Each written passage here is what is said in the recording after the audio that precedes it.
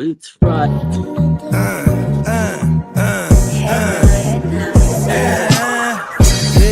Yeah, with the shit. Finna call a blitz, they can call it quits. I can execute the plan on improv off script with my brothers from another living color with the skit.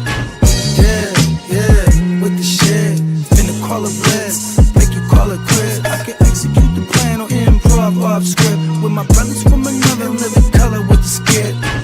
Yeah, you know the squad I'm bumming with. Try to run with the rock and you fumbled it. Finna spin the block in the mothership. Rock like Woodstock, big stock, smother shit. Word to Uncle Sam, we tax like the government. Still in the game till the day I'm in love with it. You are now rocking with the most coveted. Unapologetic, let you know who you fucking with. What's the use? I got the juice. Tapping head tops like Duck, Duck, Goose. Slide off smooth in a coupe, no roof. Rocking sheep's clothing, I'm the big bad wolf. Double up, we gon' double down and double that. If I feel I'm double crossed, I'ma double back. That's a couple $100 large in a duffel bag. Blitzkrieg, somebody gon' end up a pack. Yeah, with the shit. Finna call a blitz, make you call it quits. I can execute the plan on improv off script with my brothers from another living color with the skit. Yeah, with the shit. Finna call a blitz, make you call it quits. I can execute the plan on improv off script with my brothers from another living color with the skit. Yeah, you half steppers can't fuck with this. I'm with the big steppers and we stumping shit. Ice grill, you can feel the momentum shift. Alpha and the Omega, I'm the Genesis, real savage go-getter. Yeah, I'm getting it, school of hard knock, I'm the mascot.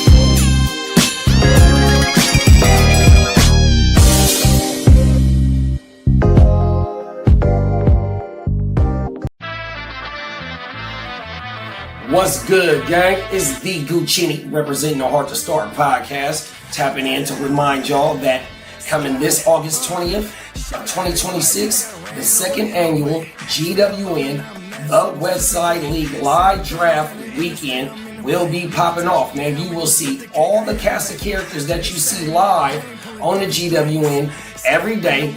You'll see a lot of people that's in the chat every day on the stream, and then you'll see some of your favorite content creators that you've seen us make content with in this conglomerate that we call the GWN 100%. So what you need to do is go ahead and like and subscribe wherever you found us at, and if you screenshot that you subscribe, we are giving away multiple giveaways during the live draft. 100%. We will be running our regular scheduling program. Thursday night will be Playmakers. Friday morning will be WYGU, and then later on that Friday will be the live Westside League second annual draft. And during the draft, we will have multiple giveaways like this right here. This autographed mini helmet of Jackson Smith and Jigba Super Bowl helmet. Here over at the GWN in the Hard to Start, we putting up championships on the wall, and we want to bless the people that rock with us who putting up championships on the wall, you know what I mean, with some of these little special items to put in your man cave, your she cave, you know what I mean, whatever it may be. But yeah, make sure you go ahead and like and subscribe, because that's all you got to do to be entered to win this helmet. Click that bell, and then tune in to the second annual GWN live Westside Fantasy Football Draft Weekend. 100%. Peace. Shout out everybody that got ran over in my way. Feel low and I'm mad sober.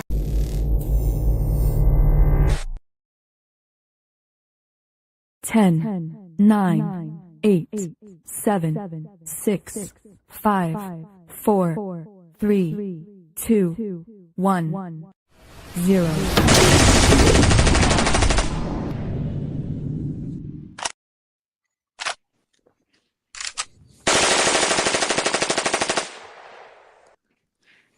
What's up? What it do, fellas? Friday. What's up?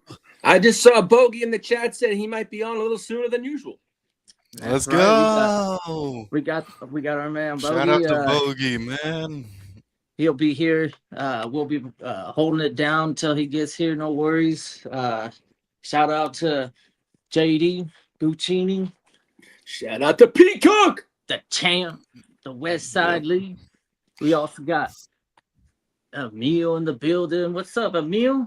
Diamond What up, Joe Emil? coming in way early. Damn. He was early. Yeah, We got he's Tino. ready. He is We got ready. Tino the governor. He said, "Let the games begin." Begin. Rigging for Fatties. What's up, Rigging What's for up, Fatties? Chris? Go check it out. Just it's on YouTube, Facebook. He's got a channel, doesn't he? Or is definitely in the fishing. Yeah, he's got a nice fishing channel. Rigging with Fatties is his fishing channel. Yeah, Yep. yeah. If you like fishing, check it out. Yeah, it's got some good stuff over there. Oh, What's up, we got someone who's Candlestick? been MIA, who's back. Candlestick. What's up, PB and J? Yep. I'm gonna wait today. Usually going to bed when y'all go live. Yeah, that's the morning show. A shout out for sticking with us. Hopefully you're still there. Shout out to Tino. Yeah. We got Tino in the chat ready to roll. Yo. Team leader. We'll see ya in Vegas. Yes, sir. Hopefully, we'll see you in Vegas, man. Yeah. Yeah, Yeah, I wish I could go to Vegas, but I can't. Yeah, you know, Yeah, I got there'll college, be a day that will bring you along on some of these yeah. road trips we get, but yeah, you'll get there. Yeah. You stick Like to if, doing what like you're doing in school. if I started class on the 24th, yeah, I could have gone, but yeah, no.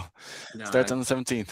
no way. You gotta stay focused in on that. That Yeah, degree. school's more important than that kind of shit. You get older, school's more important. Like Yeah, unless you this don't is want to paid, hang out with a yes, bunch of then. unks right away, anyways. You're just gonna be like, man, you guys are ridiculous. I said, well, yeah, that's what happens when a We have bunch this Smitty in the chat. Trust me, around us, as they say, what happens in Vegas stays in Vegas. Stays in Yeah. Vegas. It's a fantasy football draft for savages for sure. Fantasy football savages. All right.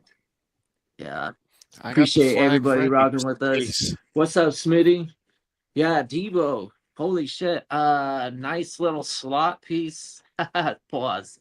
But I don't really have too much confidence in Christian Kirk, right? And then on top of it, Jordan James going down. So you got a rookie running back. You got a Christian McCaffrey that wants to, be limited in his, work in general.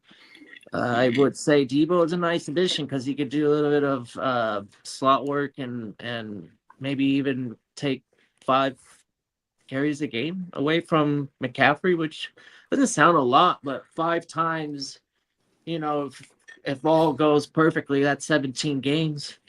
That's 85 touches that McCaffrey doesn't have to, there's lots of opportunities in the game where that touch is almost meaningless. You know what I mean? We got someone new in the chat who just entered. Albert. Marqueen 602. Yeah, what's up, man? Candlesticks in the building.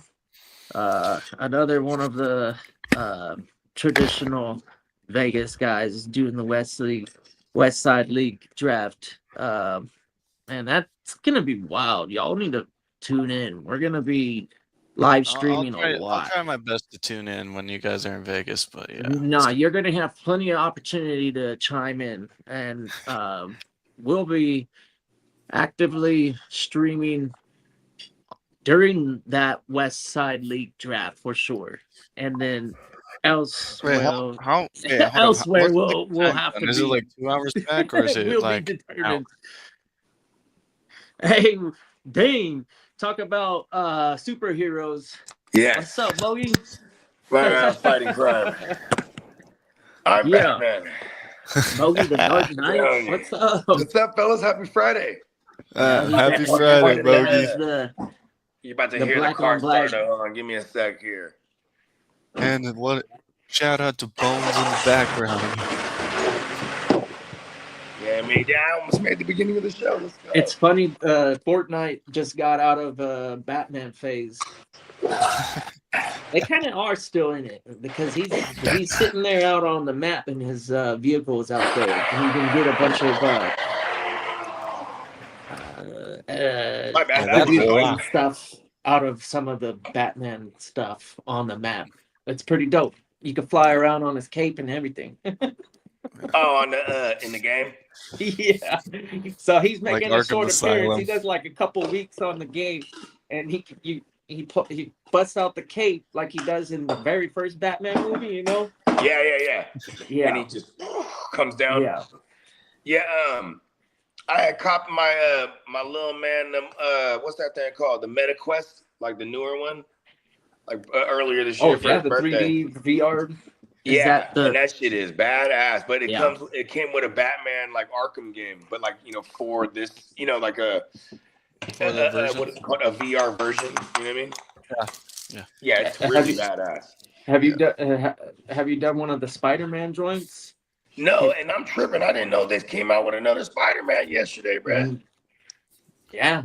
Yeah. I was like, I've what? been hearing rumors that the new Spider-Man game is coming out, and we already know who the villain is. Anything Spider-Man, I've come to accept that it's probably going to break any of the previous superhero shits. I mean, Yeah, I know like them in the Spider-Man, like the Avengers- Spider-Man Hey, look, remaster, they don't have the Spider-Man Punisher Miles in this Morales, thing. Spider-Man 2. I heard they got the Punisher in here. Yeah, they do. For anybody who's a big fan of Walking Dead, the guy who played Shane, Jeff. Yeah. It was just something. I Jeff forgot his name. Bernthal. John I, Bernthal. I've watched John a few of Bernthal. those. They're gnarly. They got one of the episodes I'll never forget when they pull this dude that has a bunch of facial piercings, and they're interrogating him, and he's trying to like confess. Yeah. That's the first Punisher movie. That's the one. Okay, look. The very first Punisher movie was one of the first Marvel movies that was rated R. Because before that, people don't realize Blade was like basically the first Marvel movie. Even though it was New Line Cinema, it was still a Marvel Studios production. Like, you know what I mean? It was a Marvel production along with New Line Cinema Studios, right? And that was rated R. Then you got to flash forward like 7-8 years later. They come out with maybe I think it was like 2003. They came out with the Punisher, and John Travolta was the mob boss bad guy, and that one was really well done because like you said, he had the neighbor who had all the piercings, and he was hiding Punisher and the bitch, and this motherfucker he kept his mouth shut, bro. They kept pulling off all his piercings and shit. Remember that? They were torturing his ass. He kept That shit it silent. fucking that made me like feel sick to the stomach for sure. And remember, when he came out there, he was all bleeding and shit, and they were long gone. He's like, I guess he doesn't know anything. Remember, he's like, hey, shout out to the actor because the way he was screaming and going through the punishment, it was pretty realistic. I was like, man, this guy's actually suffering a lot, bro. Hey, remember the Punisher? And the Punisher, he comes out there and he's like, you don't know me. He's like, you tell me, bro, with all the piercings, like, you don't know me. You didn't have to do that for me. Why did you do that? You know what I mean? And he's like, we're family, bro. Remember that? He was like, because they were like, I got they were family. out there. He was hiding out there, and this was kind of like, for lack of a better term, it's kind of like a band of idiots, kind of losers. Like maybe not the most maybe not the most known people in the world. I don't want to say mean things. That's not hella mean, you know what I mean? But like they were like the outcasts, and then like Punisher, even though he's like a super bad fucking, trained government operative, he's an outsider, so he kind of the Punisher was a former Marine. That's why. Yeah. Yeah, he was more than a Marine, man. He definitely played the If role. he was a Marine like Raider, kind of that'd be a fucking different Black story. Ops. He was an assassin for America, for real. Yeah. The Punisher. Oh, yeah. I like the Punisher because he has zero powers. He just has. Yeah. He just has a specific set of skills. It was one of the comics that you would probably pick up in the horror section or like the violence section. Yeah, because he's murking fools. Yeah. He's not friendly. You know what I mean? Yeah, it's not like he's a more anti-hero than anything. Yeah. Like even if you face him with Ghost Rider, the Ghost Rider, Rider he's not going to die from pen and stare. He's not going to die from pen and stare. I love Ghost Rider. Because he doesn't have a black soul, right? I mean, I think even though the Punisher kills, he's killing bad people. So, I mean, that's why I call him more anti-hero than he doesn't kill for the thrill of it or for regrets. He just says, "I'm just going to kill." Oh, and when he's because sick, there's no way that you're ever not gonna you're done for.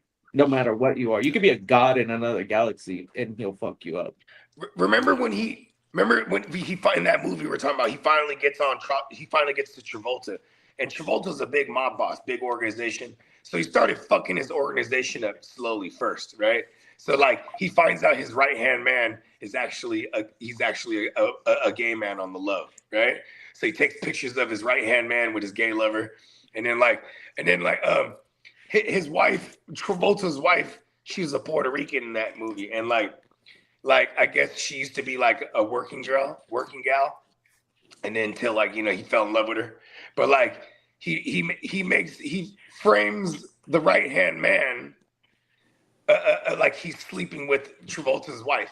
So he leaves like her earrings in the guy's bed. Got someone else who joined. And then he's like, then he accuses him. He's sleeping with my wife. He's like, no, what man, up, King Productions? She's really gay. What's up? Then he stabs his friend to death. Look, he shanks him up. And he's like, why are you doing this, man? I'm your best friend, man. You know what I mean? And then, and then he's like all high off the kill, right? And now he picks up his wife and he's like, I know what you've been doing. And she's like, what? And he's like, you've been sleeping with my best friend. He's like, he's gay. And he's like, you'll say anything for? You know what I mean? And then when the Punisher finally closes in on him, he's like, made you kill your best friend? Made you kill your wife? You know what I mean? He's getting all the revenge because they killed his whole family, bro. You know what I mean? They killed his son and his wife, and he was having a family reunion. That's how they start the whole movie off, basically. You know what I mean? Yeah. And you know what I mean? And it was the mob boss and the Puerto Rican chick wife. She was like, kill the whole family. You know what I mean? So they murked the whole family. He came back with a vengeance. Yeah. It's a recipe of creating a monster. Oh, Derek Lincoln, he said out here, salute Boogie, Lee, Kenneth, and Soundwave. What up, Derek? Man, I still can't. I called Derek last night. I had something to ask him. I can't fucking remember it. Like, I was on the phone for like 5 minutes trying to remember, and I was like, all right, never mind. I'll call you. He also salutes the Tino, PB&J, Emily, and Albert. We're missing is JD. Emil, sorry. Yeah, JD's Derek also. He's taking a little hiatus from the morning shows. You know what I mean? Just because he's got a lot of other things to handle right now, you know what I'm saying, with his own channel. But yeah, the fella is definitely in full effect, you know what I mean? But, just like Spencer, you know what I'm saying, takes his little hiatuses too. You know what I mean? The GWN, man, we're very grateful for all the brothers we got. What about King D? We hella deep in this motherfucker. Yeah, King D in the building. One of the ones King? that, he seems to find a way into the every show. I forgot to mention I'm finally almost done unpacking in my new apartment. Yeah, man, that's what's up, man. Good shit, kid. Hey, I'm actually streaming in my new apartment. I'm excited for you, kid. You got a whole life ahead of you. You know what I mean? Just don't make stupid. Yeah. Don't do anything I wouldn't do. You know? Yeah. You know what I mean? As your uncle. You know what I mean? Are you sure? You gotta make I forgot that you're my uncle. We gotta make your old grandpops proud of you, man. You're gonna be like Speaking- thinking about speaking the of that- extremes of the Bogards. Speaking of that, JD sent me something. The It says, multiple Bogards. So which one? So- Which one am so I this thinking of? Bogey, JD shot me a text last night saying, "The real T-Law, your grandpa said send this to you." This is what he sent me. This is from JD. Isn't that special? I'll speak Oh, to JD yeah. on my own. Hey, you know what? That's been a long running thing here in the GW, and we've been saying this forever that he's bald. Yeah. Yeah. Neon, I don't do Florida things. Listen, here's the thing. If T-Law pops out of nowhere and he's like, "Oh, I decided to cut my hair," it's a lie. He's been bald the whole time. He's been bald the whole time. He actually You has a can't helmet fool that has us. the wig attached to it just in case. Hey, we've seen the helmet do some damage to it, and you fix it real quick. You're real slick, okay? Not slick enough. You remember Aziz Al-Shaair? Remember when Aziz came through and clotheslined him? He was trying to reveal to the world that he is a bald man. No. Just Well, in the photo that I received, he looks like he looks like Walter White. I'm like, bro. Hey, look. Have you ever seen Walter White and Trevor Lawrence in the same room at the same time? Never. No. Same person. It's just like Ellen DeGeneres and Pete Carroll. Same person. But here's the difference. Who doesn't have cancer? What? I don't want to joke about that. Well, that's the only thing had to kill the joke. That's all. Oh yeah, okay, I see where you're going there. Well, the hair clicks into the helmet. Everyone knows that. Shut up. When you're a kingpin, like crystal meth manufacturer, like Walter White's character was in that show, he probably deserved everything that was happening to him.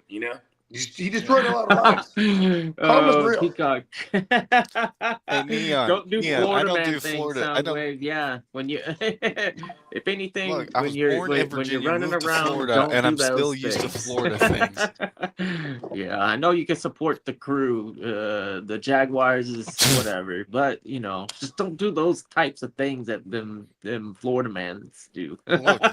Look, some people say wrestle an alligator. Like hell, I'm gonna wrestle an alligator. That's a Florida thing. thing. We don't need to test right we don't now, need to don't test lie. our strength on that. There's plenty of ways. You could play freaking squeeze the little thing, and it gives you a number, whatever that device is, the grip strength tester. There you go.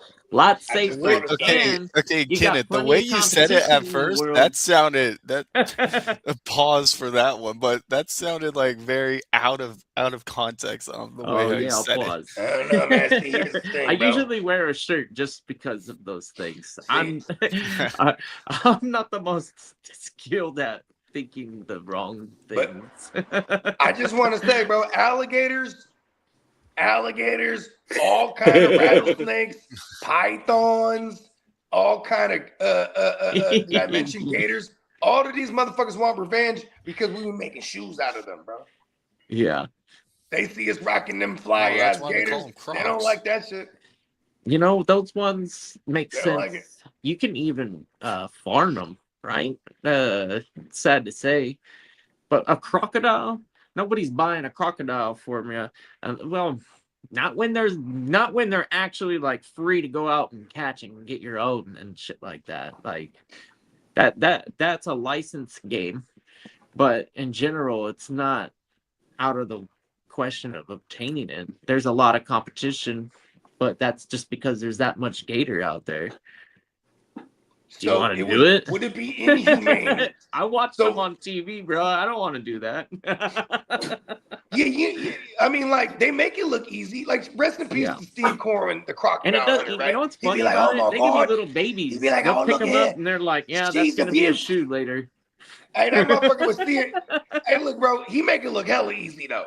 He just take the bag. And, all right, look at. Oh, she's upset. Oh, she's abused. Like, he just throws the bag on their face. Then he jumps right on their back. And then he's holding on to their jaw. Like, he made it look real easy. And how brave are the cameramen for this guy? You ever used to watch that shit back in the day? I'm like, How's the if I'm the alligator, I'm going right for the camera. Bogey, you're not alone. The See, Matrix python has got to boots. me. I swear they farm those pythons, bro. Like they Bogey, you're not alone. The Matrix has got me also. They treat them like a pig, you know. They get to a certain size and they're like, all right, give it a dead, a poisoned mouse, or I don't know what I don't know what a human. Probably just chop its head off, right? I heard some of them can grow their head back. I actually heard they can grow their head back, and then they chop its head off. I think that's how it works. Hey, look, Cajuns, they just see a big ass python, they're like, "Whoa, it's good eating." You know what I mean? Motherfucking Cajun python steaks. Yeah, I don't think they starve them or poison them. That'd be cruel. I think this is quick little guillotine. You know, look if JD's gonna go alligator hunting, I will join in as well. Oh hell yeah! Hey, look, as long as you we can can film use it, AKs, and bro. I'll support you, and I'll be on hold for 911, and I'll definitely call as soon as I see you get fucked up. Hey, look. Okay, we're gonna create a new sport, right? Where you go on the balcony of like a house right on the bayou, and then you gotta attach the fishing pole to the balcony like banister, right? And then you throw out a whole raw chicken on the line, and then you look at the camera, you go, "My name's Bogard Scott Free. This is croc fishing." You know what I mean? Woo! And that motherfucker will tear that whole balcony up. I swear to God. So like bull riding or something? Yeah. Listen, bear with me. We're working out the details right now. I just made it up right now, but I think we're on to something there. No, Bogey, now we know you're a Florida man. See, that sounds like some Florida shit. And this is where you come into play, Soundwave. This is where you enter Soundwave right now. Pause. This is where you come into play right here. Because I need a Florida guy. What up, Dennis? I need you to find me the location. I'll find the chicken. Some... That's easy. Chicken's on your. All right, I'll tell you. In Florida, anything on the East Coast, all the way to the Everglades, that's where you'll find That's where you'll find alligators. Oh yeah. So and crocodiles are like sea, right? They're like sea creatures. They're land and sea, but they congregate in the water, and then they go up and don't they have to bury their eggs? So, you know,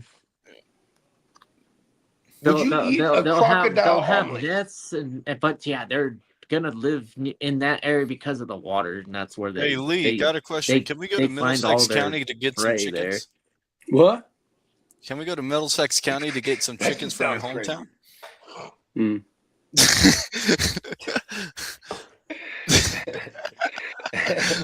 Crocs are crazy. Yeah, Crocs elsewhere, gators in the bayou, and then actually in the Gulf, we'll say, and then the Crocs though they're super heavy, I think, right? Or them motherfuckers is like 2,000 heavier and scalier.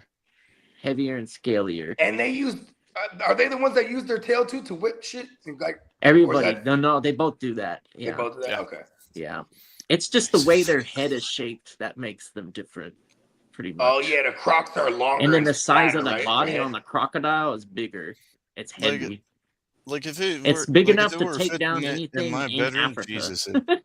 Maybe not an elephant, because they be in the Nile, huh? They be in that Nile River than the motherfucker. A giraffe, pretty good. No, yeah, the crocodile, it's pretty gnarly, dude. It'll take out not a rhino, not a hippo. There's only a few animals. Okay, money. Okay, you're putting your money down, and you're placing on a your hippo. Bet. You put it on the croc or the lion. I live somewhere on close to. I put my money. Are you putting your money on the croc or the lion? Oh, that usually depends. Croc, okay. But I'm saying croc because croc has. I feel like the lion would have all his lionesses just attack. Like the lion would just be kicking it. It's if the croc attacks and misses, then the lion survives. But the lion ain't fucking killing no croc. No, they don't do that. It's like maybe a little baby But look at the lion goes after little baby gazelle, little baby zebra, little baby everything. So it just makes sense for them to go for a baby crocodile. Well, and the croc is more like just chilling because he knows these motherfuckers gonna drink some water at one point. I'm just gonna kick it in this Nile. Yeah, and you're fucked if it gets. Yeah. Snap on one of these motherfuckers. the attack is one of them youngsters that don't know what's up. They just thirsty. And they're thirsty. The daddy zebra was like, "Don't you go over there, baby zebra." On land, they're fast. Once they're at the top end, they're faster than crocodiles. Like a person. Well, yeah, I think they run like 25 miles an hour. They will run, but maybe 20. Hippos are the worst. Hippos will kill more humans than any other mammal, and reptile. Maybe not though. Black mamba is pretty crazy. Well, speaking of these animal fights, why don't we transfer into the free agency stuff of the NFL? Yeah, let's run the.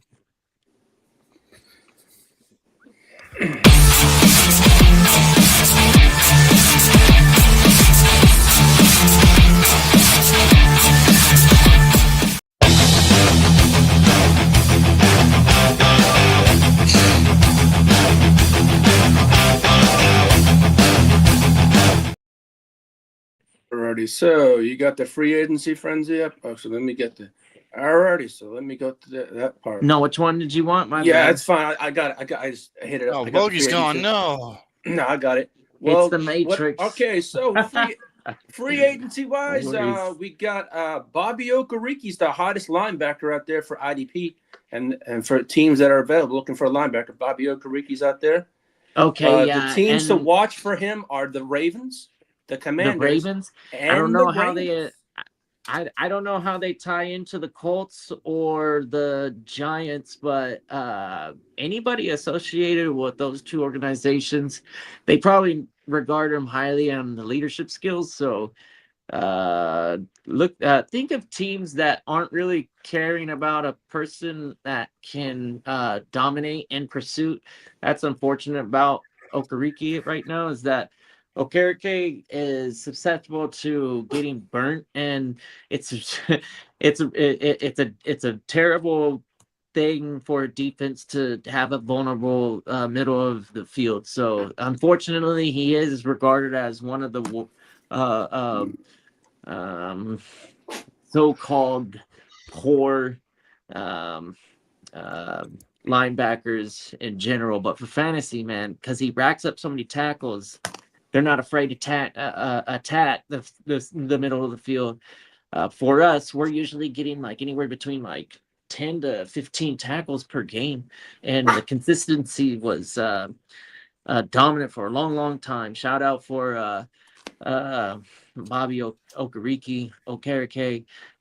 He's gonna get a job, but whoever obtains them, it's not going to be something that you're going to get when he was young in the Colts organization. And I don't have the memory like Bogard does, but I bet you there's some kind of correlation there, because not every team values him, unfortunately. Yeah. Even though for fantasy we want him out there.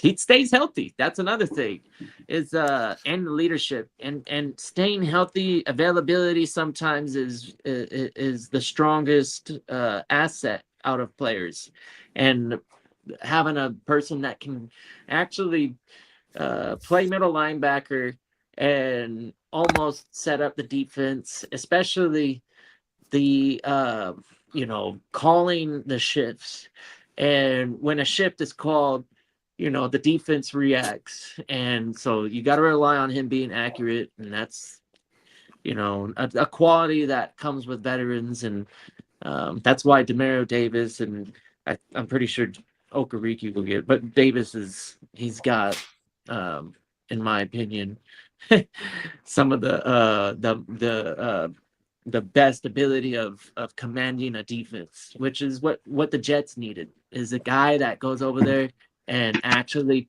handles their business I like the move of bringing him back. You know, not taking anything from Okereke, but we saw him over there, and he was pretty sorry. He'll get a job though. He'll get a job, and his leadership and his ability to make calls is good. He's good at that. I can see Okereke like getting like actually going back to the Colts even. Yeah, maybe it goes back to Colts, but what Colts. are we? Yeah. I mean, everybody needs a linebacker like that on the depth chart if he's willing to be a depth chart guy. But I think actually where he's at age wise, he's gonna kick it until after training camp for real. You know what I mean? And then sign somewhere. Yeah, like linebackers are. But also, he got that neck thing. My bad, Soundwave. Doesn't he got that neck thing too? Is the injury really bad? Yeah, I think that's what I just remember that right now. Last year, that's what happened to him, right? Like. Yeah, he had some kind of stinger or something like that. Oh, shit. Or it might have been the back. It was the neck or back. Or maybe neck and back. I don't know. Something like that. Yeah. Usually like 6 to 8 weeks or something. Hey, Kitteh, can I have the hour report? The ambulance report? Yeah, I got you. This one.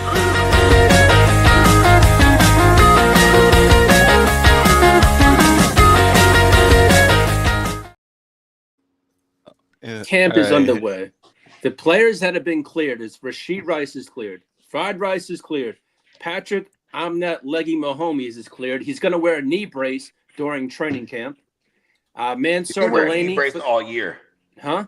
He's going to end up wearing a knee brace all year. I think, yeah. Mansour Delaney for the Chiefs has been cleared. Fred Warner, Nick Bosa, Quinton Junkins, Tank Dell avoids the PUP list.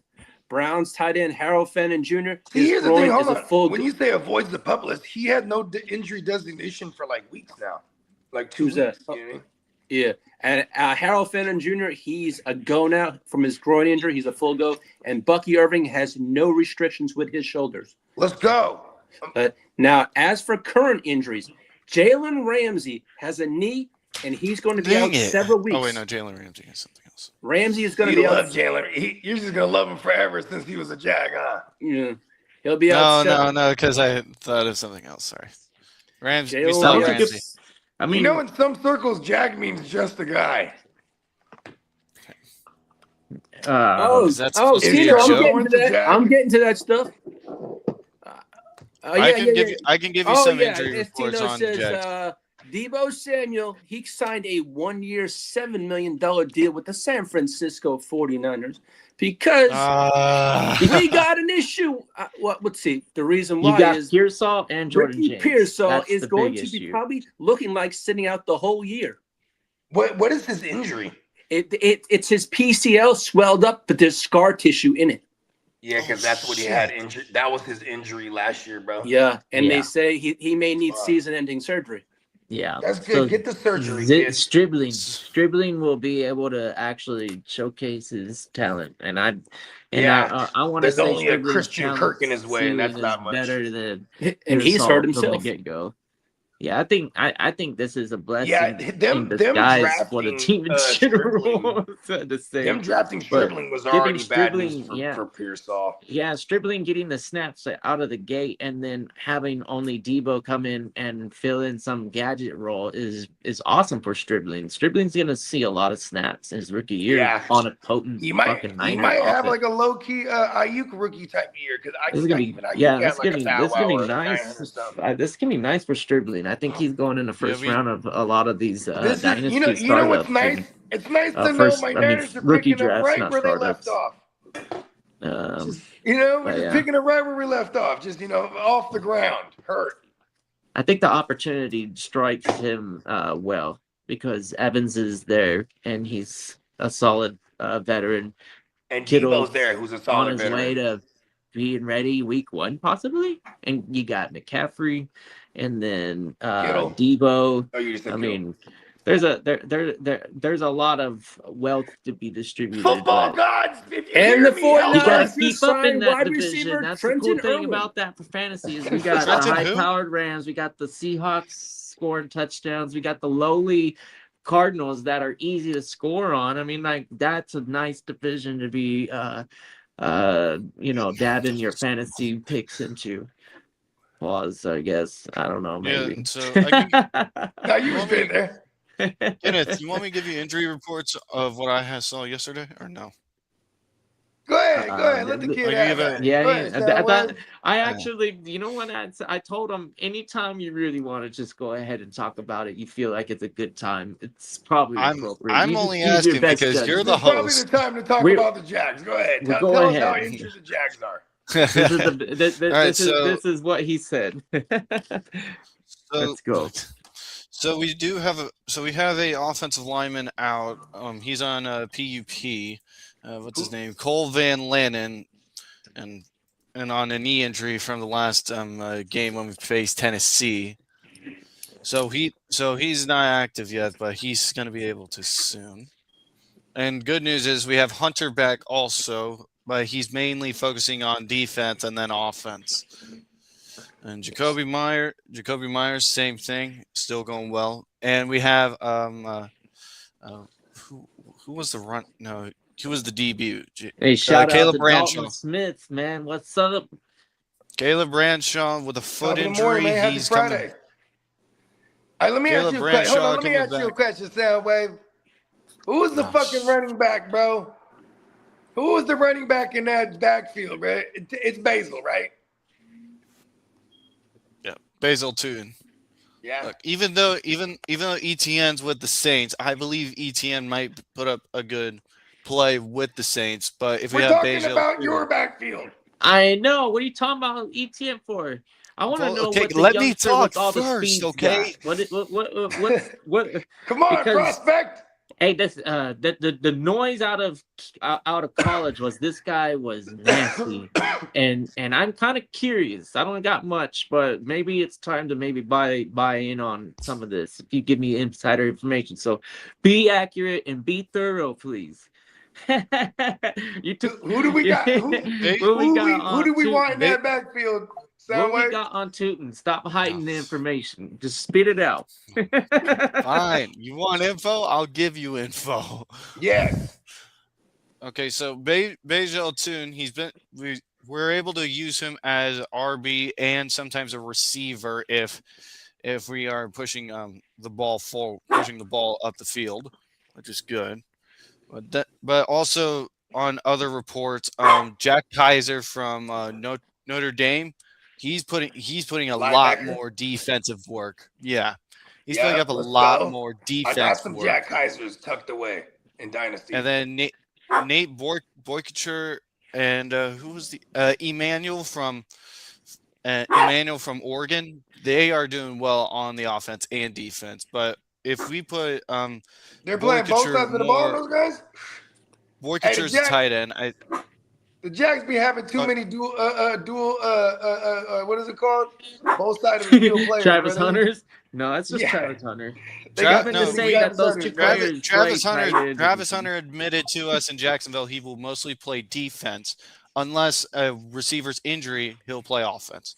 Damn it, that's like for me who drafts him in fucking rookie drafts. Y'all need cornerback. And dynasties, probably startups. Right. We got a safety who's ready to go. Raylan Lane III and Josh Hines Allen. Raylan Lane III was a Naval Academy Josh cadet. Hines Allen, he's the outside linebacker. He's more like your edge, really. Oh yeah, I love Josh Hines Allen. That's my guy. Hines Allen is really good. Yeah, and Nate Boykacher as a tight end, he can put up a lot if he's able to push the defense back on Lawrence. What's the other one? And Jalen Husky, we need him to do some work. All right, I'm done talking Jags now. Yeah, those guys suck, man. That's all the Jag stuff I have for now. I will tell you later on. One thing to worry about. Yeah, hey, we're gonna get you your own Jag show, bro. I'm kind of curious on that one. Outside of that, man, I know who BTJ is. I'm comfortable taking where he's actually landing. It's not a terrible asking price. And then the other guy, Washington, he's got a role in the chemistry there at Parker Washington has a lot. Yeah, I don't think I I don't think he's going to see less than 125 targets. I think he's pretty much safe right there. It's going to be it's going to be active for him. You're forgetting one more person. You're forgetting one more person. Brennan Strange. See, that's your forgetting the him. Strange goat. You're talking about some other tight end. About the Strange goat now. I don't know if they're really gonna give the rookie tight end any fucking work when you got Strange there that's been there for 3 years. They just paid the man. I know, man. Like, there's no way this new tight end guy that you're being like, hey, watch out for this guy. Like, hey, man, now you're really reaching on this one. Strange, that is those are two good tight ends. Those are two good tight ends. From here to Jacksonville. Yeah, Brenton Strange, outside of injury, is going to be the guy out there. And then the running game is going to dominate. I think the running back duo is solid. It's going to be similar to what you had last season. I ain't expecting too much season, more. No, it's better. Yeah, I agree. Tootin is a upgrade, especially if that speed is real. And you're accurate with him getting on the outside and going up against a big old fucking defensive back that's gonna get like backpedaling like crazy, dude. Oh man, yeah, that's be interesting. Look, all we got is fast feet and accuracy. That's all we need. You know what you guys need, and we're gonna leave it up on this note, because enough of the Jag talk, but. Yeah, I'm already done with it. If Trevor Lawrence just chucks the fake locks, he'll be so liberated. He might have an MVP outing. I'm just telling you, man. He needs to just reveal it to the world. So you think because he's bald now, it's gonna change the whole dynamic? He'll be the real him. He's faking it right now. We're seeing Never Lawrence. It's like coming out of the closet. All right, it was a wig the whole time, bro. I'm sorry. Okay, guys, I'm really bald. Alrighty then. Micah Parsons is unlikely for week 1, but Micah Parsons has week 6 set on his calendar. It's the Dallas Cowboys, and that's when he wants to return, week 6. And he knows they got one of the better offensive lines, bro. Mm-hmm. You know what I mean? Yeah. And as for Christian Kirk, he's out with a calf injury. Yeah. As for Nick Emamori, damn, it's all sibling. Debo's gonna go in there. He's questionable for week 1. He wants to play, but they do not want to risk him for a week 1. What do you think, Bogard? Are you taking Debo over Christian Kirk when they're healthy? Yep. Yeah, me too, all day. It's easy. Okay, let me tell you something about Debo. Before the games, during the warm-ups, before everyone, goes into the fucking locker room to come back out, right? It's always Shanahan and Debo, and they just standing next to each other with their arms crossed, just chopping it up about what to expect for the game. Like, they're tight. Debo never moved out of San Jose, too, because that's where his house, he actually lives in the east side. And he has a fat crib, too. He never moved from there, so I always kept saying he's going to idle by and then just sign with the Niners, right? But then the Ricky thing happens. They immediately sign Debo. And what Debo brings to the table, I think it was a combination of Jordan James timing. Everything all happening at the same time was probably the recipe for Debo getting signed. Is Jordan James, because now you got that rookie Black pause. Super Kalen Black is more. He's a 3rd round rookie who's gonna have to learn the game, and outside of Christian McCaffrey, he's gonna get minimal work. But Debo's cool because Debo might be a running back for us. You ain't 5 lying. carries is what I'm expecting on average. It's gonna be a little bit less than his career average with them, which was like 6.5. But it'll be like 4 to 5. So look at the fun stuff that Shanahan can do. He could with the he could have CMC in the slot and put Debo in motion and then get to the backfield. And the passing for Brock. He could do all kinds of more shit. and more as a fantasy owner of Brock, I'm getting excited again with him being healthy and that offense firing at all cylinders. And hopefully for Ricky's sake, it isn't as serious because Imagine if Ricky comes back this year and he's just in a rotation. That's just another weapon for the Brock. Is what my point is. Like, because at this point, I'd rather just have the Brock or CMC. Because we actually have a ton of weapons on paper. I mean, they're all dying. Even look, Chris Kirk, he's new. He's already hurt. You know what I mean? Yeah. Ricky, he's down for the count again. You know what I mean? Yeah. Brandon Ayuk, he's out of here. You know what I mean? Like, this is it's all happening again. Let's go. All right. Well, we know about Nick Scorton. They lost him to a torn ACL. Michael Penix Jr., his knee is approximately 4 more weeks away from even thinking about doing kind of drills. So they said he had a little step back, so he's 4 more weeks away on that. Tua's gonna have that job, bro. Now, as for Chris Brazzell, he has a moderate LCL tear, and he's expected to miss the entire season. Yep. As for Brian Grease, tore his ace. They feared he tore his ACL. He plays for the New Orleans Saints. And as for Jordan James, he has a rib fracture and is expected to miss a significant amount of time. And as for Zach Charbonnet, they say he's a close call for week 1, but they're not going to say yes or no. They're just going to keep saying that. Yeah. You just got to watch him in actual training camp and read if he's doing anything at all. Yeah. Like, the fact that he's not on the PUP right now is kind of crazy, though. Is he on and the as PUP? for he is on the PUP. Yeah. And as for PJ Locke, he has a hyperextended knee. So, shout out to Kyle Shanahan after his little accident. He's doing better, I guess. He's back at they say he'll be back next week. They don't make them like these. Yo, man, hey, he took accountability. That was I have a lot of respect for that. What up, Bakes? What up, Bakes? As for the PUP list, they put George Kittle on there, Kyler Gordon, Brian Branch, Kirby Joseph, Nick Gargulu, Gabe Jacobs, Alex Pierce, and CJ Allen. Now the NFI list is Isaiah World, TJ Edwards, and Jordan Turner. Now, Kitteh, would you mind hitting the contract extension drop, please? Pause. Yeah. All right.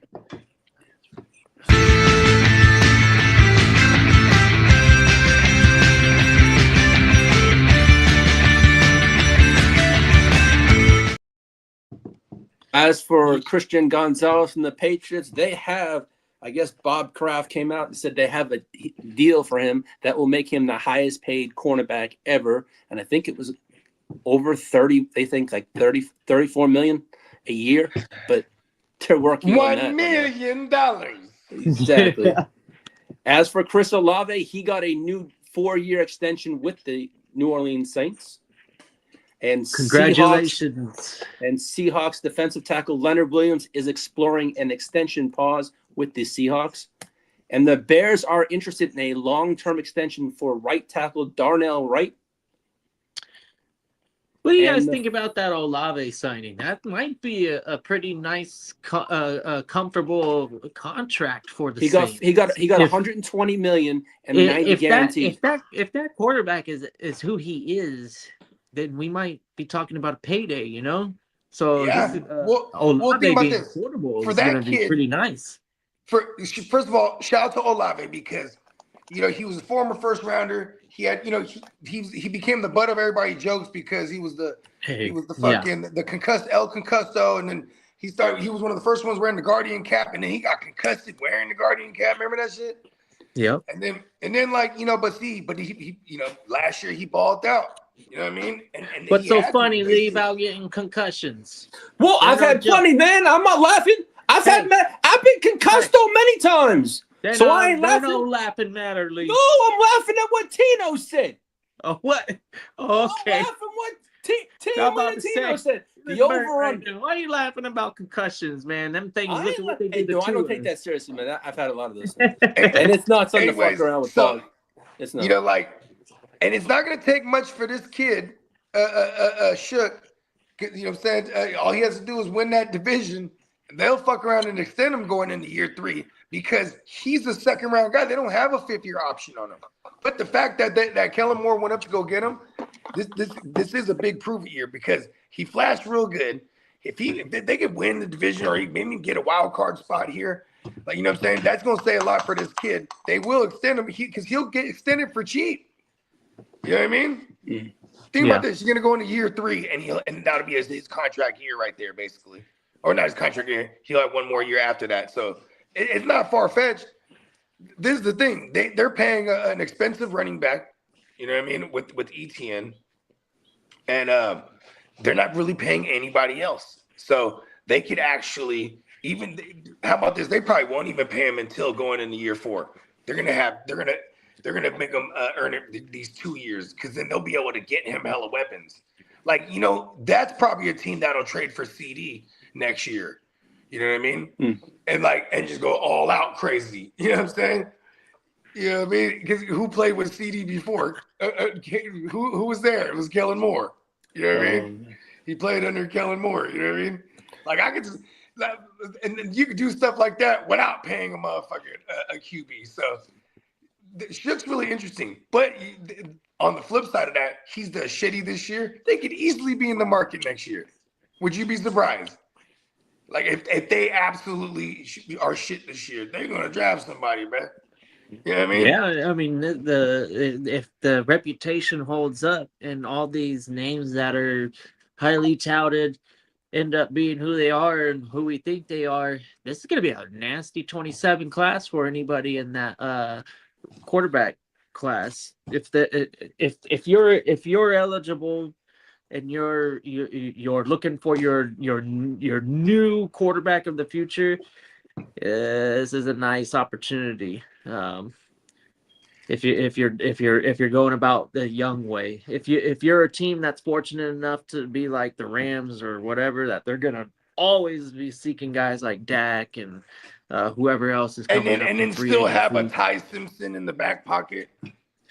Yeah, Ty Simpson could be afforded a loss. You know, no risk, no reason to risk it. You know, because you're in position to win. You got 5 Super years Bowls. out of the kid. You got to fight. You know, it's like another Jordan Love situation, so to speak. Yeah, man, could you You know what I imagine like some of the eligible free agents coming up and some of the landing spots that we're gonna hear? This is gonna be interesting. I'm not really looking at the class of 27, any of those quarterbacks making a difference in fantasy right away. But some of these free agent quarterbacks, holy shit, man, we're talking about some like actual money here. Gonna be fun. I mean, shit, bro. Like, it is gonna be quite the carousel these next 2 years because of the veterans that are gonna lose the stranglehold on their jobs. You know what I mean? Like, I mean, and then there's Stafford. Like, how long until Stafford retires, right? You know, like what we were talking about with McVay, because that's gonna be a desirable spot for any of these veterans. I think that's coming up pretty soon. Mode. I think he's got 2 years in him. I think. You think he's gonna do This year, more? next year. I think he's got that's his next year. contract, right? I got this year and next, and then I think that's it. I think his contract is until 28. So, I mean, maybe at minimum he had at minimum this year, next year. You know what I mean? Because I mean, shit. When he's in the top 3 of Man, all he might time. fuck around. If they win the Super Bowl, he'll fuck around and retire. I swear to God. Well, what is he, top 3 of all time money right now? Stafford, yeah. Yep. He's it's fine. like it's like Cousins, Brady, and Stafford. He's signed a lot of contracts. Stafford. Yeah, Stafford signed a lot of contracts. Like I think he's already had. It keeps you away from that. What do we hate for? Like a quarterback, they don't want to play under the tag ever. That's No. that's Unless not you're great. Kirk Cousins. I mean, he did it 2 years in a row. Like the 20th best quarterback, right? And then, Stafford is like, way Dak better did than it 1 20, year. bro.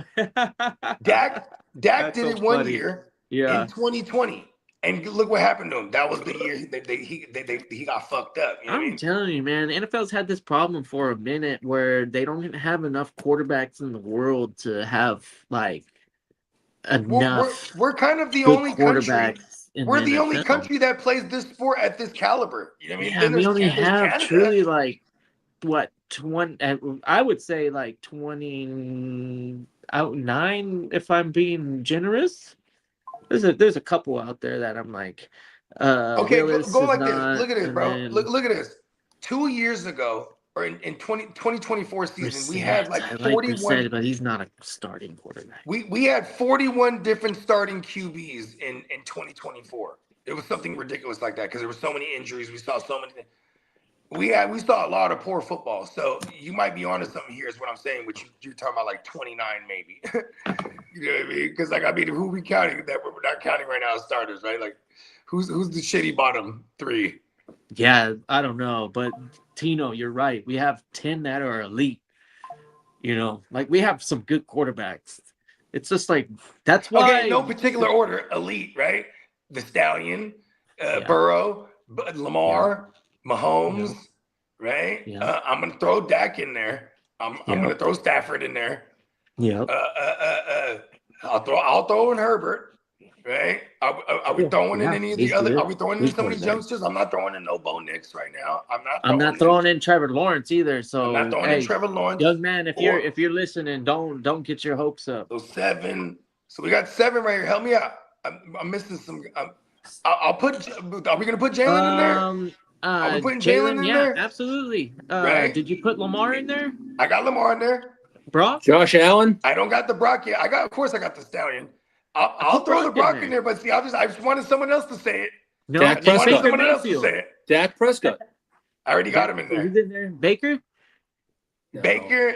I mean, okay, that would be 10 then. But see, Baker and the Brock, I think people would argue those two. What about them in Jared there. Goff? Fine. They can argue all they want. then there's Jared Goff. I'll talk numbers. Are we with them putting real golf quick. in there? Are we? Is the NFL? Are we putting golf on there? I would put golf in there over Baker. He's proved very consistent and has a handle on that job. He's been pretty damn good for almost 10 seasons. Yeah. He's been consistent. I wouldn't say he's been super He's good. a 2016 guy, so he's only Being really consistent had 2 in the bad NFL years. is saying a lot, and that's why Kirk Cousins got a lot of money, right? Okay, so we're hovering around 10, 11 there because we could argue Baker or not, but I am going to argue Baker in his favor. Oh yeah, because he's a gunslinger, and the way that once he got into a good situation, he got right back into the playoffs twice. He was in the playoffs once with the Browns too. You know what I mean? And he beat the Steelers and almost beat the Chiefs. But there was I don't know if y'all remember, there was like a crowning call that really fucked the Browns up when they were like driving. I mean, the Chiefs were driving, and then they had him on a 3rd and short, and then there was like a crowning call, but they stopped them and they're like, oh, penalty. You know, it's one of those early like, oh, they're favoring the Chiefs type of shit. Why can't I put Baker in there? Why? I'll put Baker in there. You want to put Baker in there? Come on, you got to put Baker in there. Yeah, I'm putting Baker in there. I think and the only reason I put Justin Herbert in there himself. is because he has put up all the gaudy numbers already. You know what I mean? And like it's been more situation for that kid than not. You know what I mean? I mean, he's with the Chargers, so. Watson was borderline elite. Well, yeah, there was a time with the Houston. Yeah, team, he was pretty good. Shit, yeah, the Houston Watson, right? And and honestly, he was definitely easy top 8. Watson was, and in those years when he played like 16 or damn near 16, he was always like QB6 or better. He was no less than QB6. I think he was QB6 like a few times. Baker is definitely debatable. It's definitely not everybody's. I just love Baker number too 10. much. Me too. But think about the game. Look at who's in the game right now. Are we putting did Sam Darnold win a Super Bowl? Now we have to put him in this conversation. The decision that he makes in a split second is not always the best. And fumbles are terrible with Baker. Yeah, I mean, here's the thing. I would put golf over Baker. I did say that earlier. I love Baker. So if we remove Baker, we still have who only else 10. was terrible at still have fumbling? only 10. Favre. Look. Here's and Favre turned the ball over like people crazy. are gonna argue the Brock too, but like I would just say, look at the starting QBs in the game right now. Drake May. I guess we gotta put Drake May as like another guy. No, who's we like don't on the have cusp, to. I think we cusp. value him in fantasy right now. That is true. Just like we did Jaden Daniels last year. Yeah. Jaden Daniels is probably, in my book, a better candidate of breaking into that group with the veterans. I just appreciate having the veterans out there that can, see the defense and make the reactionary call, because that's a lot of what defenses try and do is get you to start thinking, and then the quarterback has to make the right decision. So, it is what it is. Even if we don't because people will argue the Brock in that conversation, right? Because I feel like if you look at the common trend of what we said, elite, these motherfuckers, I'm putting the Brock in there because the Brock, he's been a starter and more successful in that smaller period of time than like a Justin Herbert for that He's matter. won some gritty games. Yeah. Not everybody can win the Super Bowl. Darnold won a Super Bowl. Right. I know we hate that. We love to hate on Darnold. I hate Darnold. but we're not gonna. But it's not like we put Trent Dilfer or anybody in that conversation. You know what I mean? And I'm not gonna disrespect Sam Darnold. He's put up some numbers for the last 2 seasons, but at the same time too. I think I'm blinded by my hatred for Sam Darnold too. Yeah. Well, I know we discussed it on Tuesday. Who was going to be first, Bijan or Gibbs? Well, the Falcons are actively negotiating a contract as we speak with Bijan Robinson. So, Emil's got a question. Shout out to Emil. What are we doing with Keon Coleman in fantasy? Is there still hope? I saw some blurb about Keon Coleman, and guess who popped out of the woods?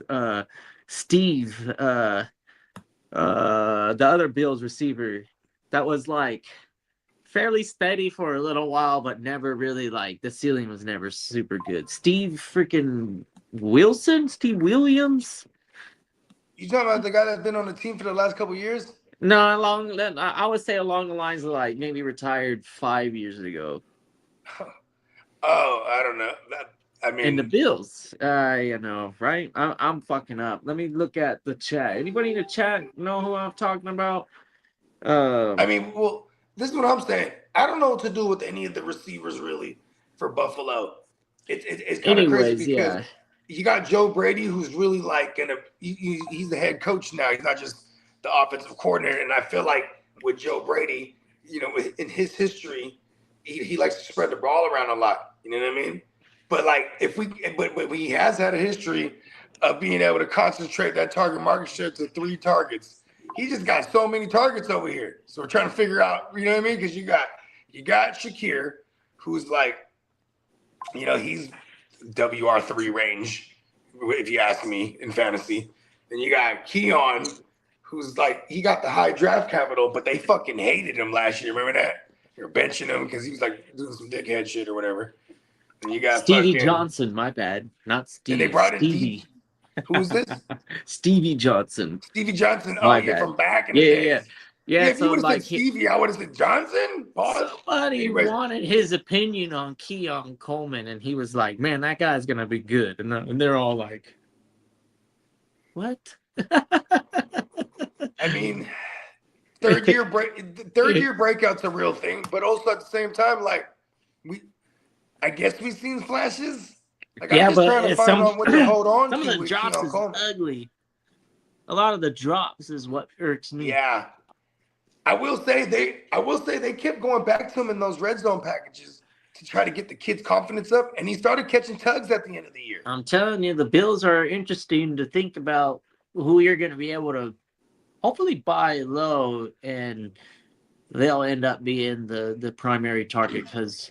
I know we brought in DJ Moore, but I'm not really. I was gonna say I think I just want DJ Moore. You got Kincaid, you got the other receivers, you got Shakir. If his health is there, he's gonna be. And then you got James Cook and the other pass catching running backs. There's a chance that one of them breaks out and becomes the number one guy. I'm gonna put my money on DJ Moore, bro. DJ Moore, the guy they paid up to go trade for. He's always been solid for maybe 800 to 1,000. But this is why I'm saying this though, is because DJ Moore played in this system and had his first career year.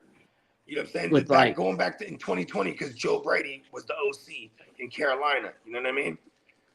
And this is why they people feel like, oh, they overpaid. Not Brady wanted this kid. You know what I mean? I like DJ Moore if I have to pick out of all of them. Keon Coleman, I saw the writing on the wall before last season. While there was still hype on him, I kind of moved all my Keon Coleman pieces for like, you know, whatever I thought I could get, like that felt like a good deal at the time. You know what I mean? I know we talked about it a few times last episode, but Kincaid could he's probably gonna have he could a be solid he floor. could in my opinion he could be the biggest, probably, like, he has the highest probability to be the breakout in my eyes, to be like the go-to he had target hella for double-digit games last year in fantasy. Then he got hurt. Yeah, DJ Moore, that offense is going to score some touchdowns. Can't deny that, because you know how talented Josh Allen alone is, and none of them are superstars. But that's okay. Whatever. Josh Allen's a superstar. That's where Tino is like, there's 10 elite quarterbacks. There's probably not 10 elite. There's probably like, what would you say, 5 elite and then 13 good quarterbacks. Enough to fill a 12-1 quarterback league. Everybody should have a pretty who's the real? Okay, so let's do the real elite list real quick, right? Stallion, Joe Burrow. I'm throwing Burrow, and I don't give a fucking know who's Lamar. I mean, Stafford. It goes down to it goes down to even like when we get to names like Bryce Young are going to be matchup, candidates. Like if they get fired up, there's a good amount of good quarterbacks, but 5 elite definitely. I don't know if I want to put Burrow in there. I think it's crazy. I like Burrow, but I'm not. I know, right? I'm not even up there with. He's like Burrow. The best passer in the game. Mahomes. I'm more of a Mahomes. Yeah, for sure. Guy than a Burrow. You know who's scared of? You know who's scared of Burrow? Mahomes. That's true. They gave a game up to Denver. They played all their second and third stringers on purpose against Bo Nixon in that rookie year to make sure, because if they were to beat the Broncos, the Bengals were in that year. Okay. Yeah. For me, and I'm generally thinking like, okay, these are quarterbacks that would make any team better. And Josh Allen, Patrick Mahomes, not in every instance is Matthew Stafford gonna. Stafford is he 5 or 6? Stafford in there? You know what? We'll give him the benefit of the doubt. He's the reigning MVP. We'll throw. He's a reigning MVP. He's had multiple 5,000-yard seasons, if I remember correctly. I think he has more than one. I might be wrong about that. I think he has at least 2. He might have 3. I know Drew Brees has 5 of them, if I remember correctly. Yeah, Brees is another testament that doesn't matter what maybe a different era, but that was a pretty brutal era too. It was like for being that size. Pause. Yeah. There was still some leniency with the hitting the quarterback for sure. But for today's sake, I think in real life, Mahomes is up there. Sure. Mahomes got to be at the top, actually. Like, if you and I am saying because of the accolades, you know what I mean. And we can nitpick and be like, "Oh, what's Andy Reid and stuff?" But no. This motherfucker right out the gate, he was special. Remember Brady and the Belichick effect, where when Brady decided to go there, like, we'll see. Brady might have been, he's always had Bill Belichick though. Yep. Then he goes. Didn't matter what. He goes to an opposite-minded guy. Brisket, no biscuit, fucking Bruce Arians, bro. Uncle Bruce. You know what I mean? Yeah. I'm thinking Mahomes is more on the level of an elite quarterback that can make any team better. Dare I say, he's like the Tom Brady of that generation. Peyton Manning's would make almost any team better. I know that there's certain offensive coordinators that be like, oh shit, Peyton Manning, I'd rather have a guy like Lamar. I mean, think about this, bro. Think about this. how many offensive coordinators really came up out of under Andy Reid in this recent era, right? You know what I'm saying? Ever since the Mahomes era, I should say. Because before that, you had like Matt Nagy, you know what I'm saying? You had Doug Peterson. These guys all went on to have like moderate success, if not like real success. Like Doug Peterson won the Super Bowl, right? And then although Doug Peterson had a tree with the Shane Steichen, Skylar Moore. like all these fools, when you're playing with a Mahomes, or when you're back in the days, if you're playing with a Manning, those OCs never got really too much hype because it's like, is it the OC or is it the QB? You know what I mean? Because they're that good. You know, look at Aaron Rodgers, the same thing over the years. Like, you never really hear about these other coordinators that had success with them because most of the time it was the QB. You know what I mean? And those are what you would consider elite talent. And for me, I would always say elite. If I'm going to categorize elite talent at that position, time comes along with it. You know what I mean? Like, I threw Dak in there without blinking an eye because he's consistent with the numbers he put up. Yeah, maybe the post shit. I put Justin Herbert in that conversation because the elite numbers, maybe the postseason shit isn't there at all. But you know what I mean? It's the fact that they're putting these numbers up in the chunky season. You know what I mean? Like, look at Romo back in the days. Romo used to be one of the best in-season or regular season QBs. You know, even and he was a pat. He padded his stat pattern. Yeah, there you go. Yeah. So at the end of the year, as a fantasy owner, you're like, yeah, I'll get Romo. I'll draft him as sometimes QB 9 to 12, depending on your league mates. If you didn't have a Dallas Cowboy fan, I was about to say the Cowboy fans, they want him. They get him in the second round. Man, I know, and you're like, definitely a Cowboys fan, but. Luckily for them, they had Zeke forever. They had Dez. They had a bunch of actual dogs. So, Cowboys this season too are one of my favorites for fantasy. Anybody can tell you that. That doesn't require too much thinking. Look at Derek. I love the Cowboys this year. Yep, they're my favorites in that division. Well, the Cleveland Browns, they nailed down two players. Denzel Ward got 2 years, $62.2 million extension. Grant Delpit, 3-year extension. Yeah, my man Greg. $16 million AAV and 35 guaranteed. Yeah, because for the longest I thought his name was Greg until I actually read it one time. I was like, oh shit, I've been calling him Greg for years. Yeah, that's Greg Delpit.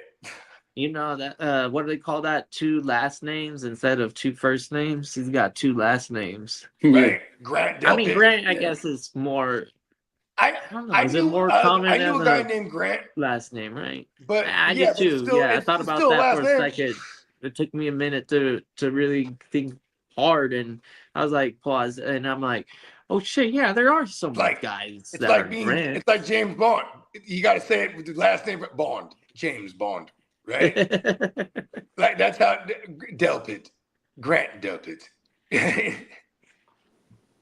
Like you gotta say it like James Bond. See? Exactly. 2 last names. You know, Grant is on the 50s. Yep. Ulysses.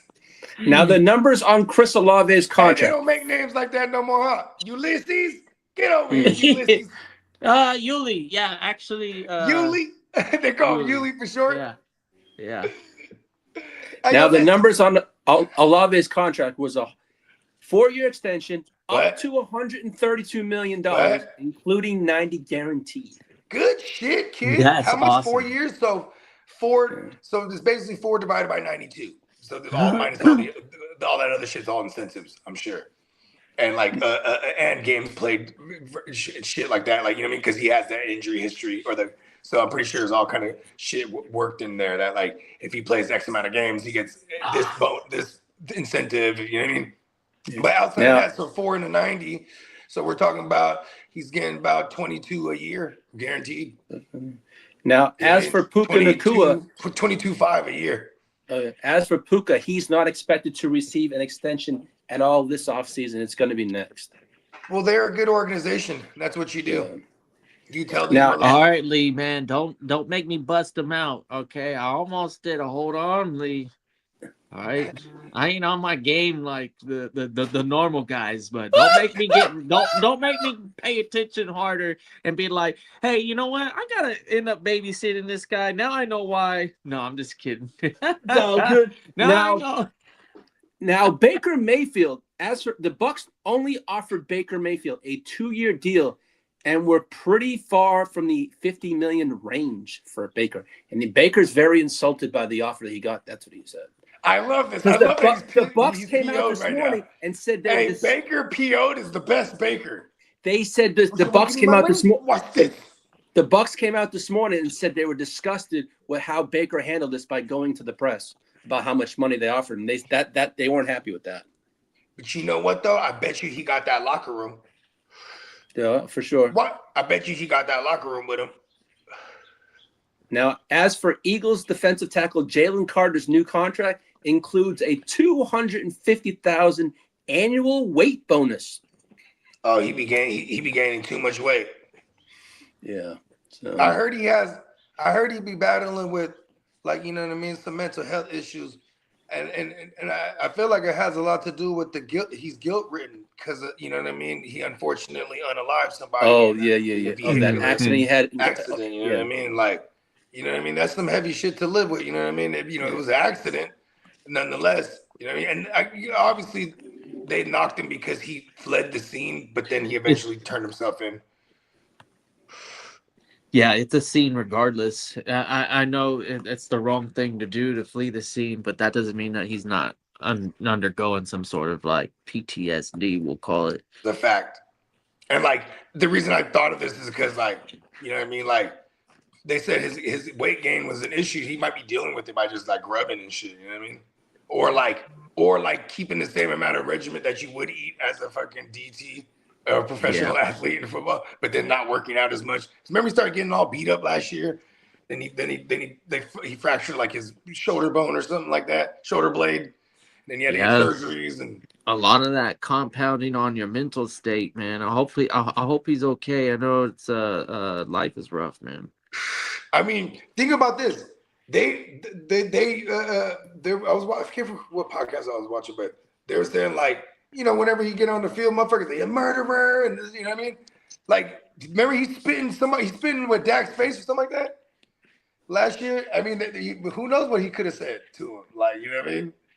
He's probably easily triggered because of the shit that, you know what I mean, the ordeal that, he had put this other family through, you know what I mean? Yeah. Now, as for the Via Vea sweepstakes, the Raiders have submitted a trade offer. He wants to trade out of Tampa, but Todd Bowles said this morning. Via Vea tweaked his back, and there is no trade discussions, but some have taken place. But a little like 10 minutes ago, the Buccaneers plan on retaining Via Vea for at least one more season, but trade interest has emerged around the league, so they want to keep him for one more year. If the price is right. If they're going in the wrong direction before trade deadline, he's out of there. Yeah. You know what I mean? Like, he don't want to be there. Look, even right now, the back tweak. I don't believe that shit. Like, I tweak my back. I ain't practicing. Mm-hmm. Shit. You know what I mean? He's a veteran. I think this is going to be like his third contract, fourth. This is going to be his fourth contract. He got his rookie deal. He got extended early. Then I think they extended him again. So they did. It might be his fourth contract that he's seeking because he's a wily vet at this point. Now, the teams that are interested in Stephon Diggs are the Ravens and the Commanders. What? Only two teams connected. Now, but here's the thing, though, too. Stephon Diggs has been very vocal. He wants to play in the DMV. That's where he's from. You know what I mean? And they're all saying if he does sign a deal, it's $1 year, $10 million, what they're saying. It's probably going to be at. Yeah, and to be fully. Yeah. Now, shout out to Derek. Jerry Jones said this. He's willing to trade a premium draft pick for a defensive playmaker. And he also said this. He believes George Pickens could be a Cowboy for the rest of his career. Yeah. Like it.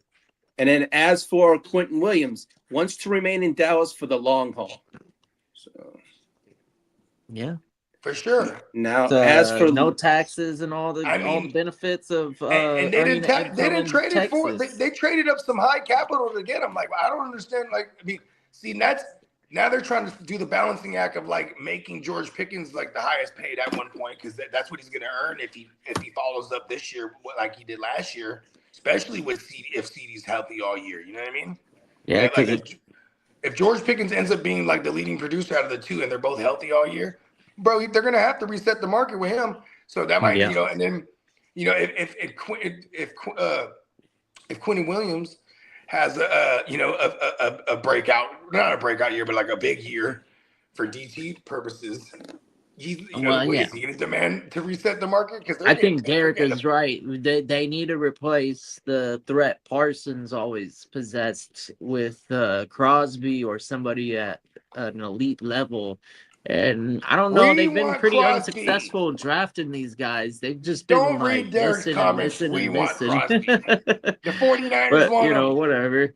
We'll see. Breaking news. 49ers want Crosby. Hey, Kitteh, could I please have the league business drop, please? The business, all right. Let's get it.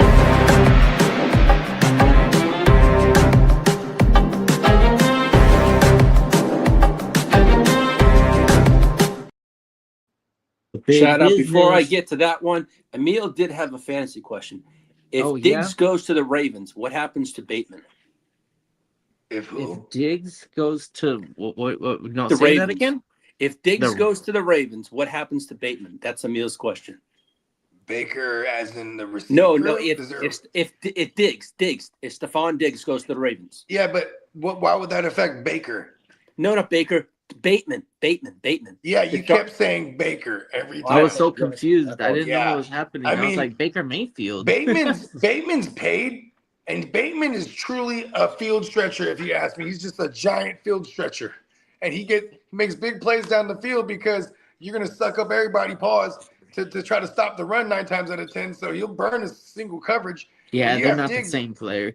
I think Diggs kind of affects Zay Flowers in that aspect because they might push Zay to the outside more often than not because Zay is the guy they move around the formation.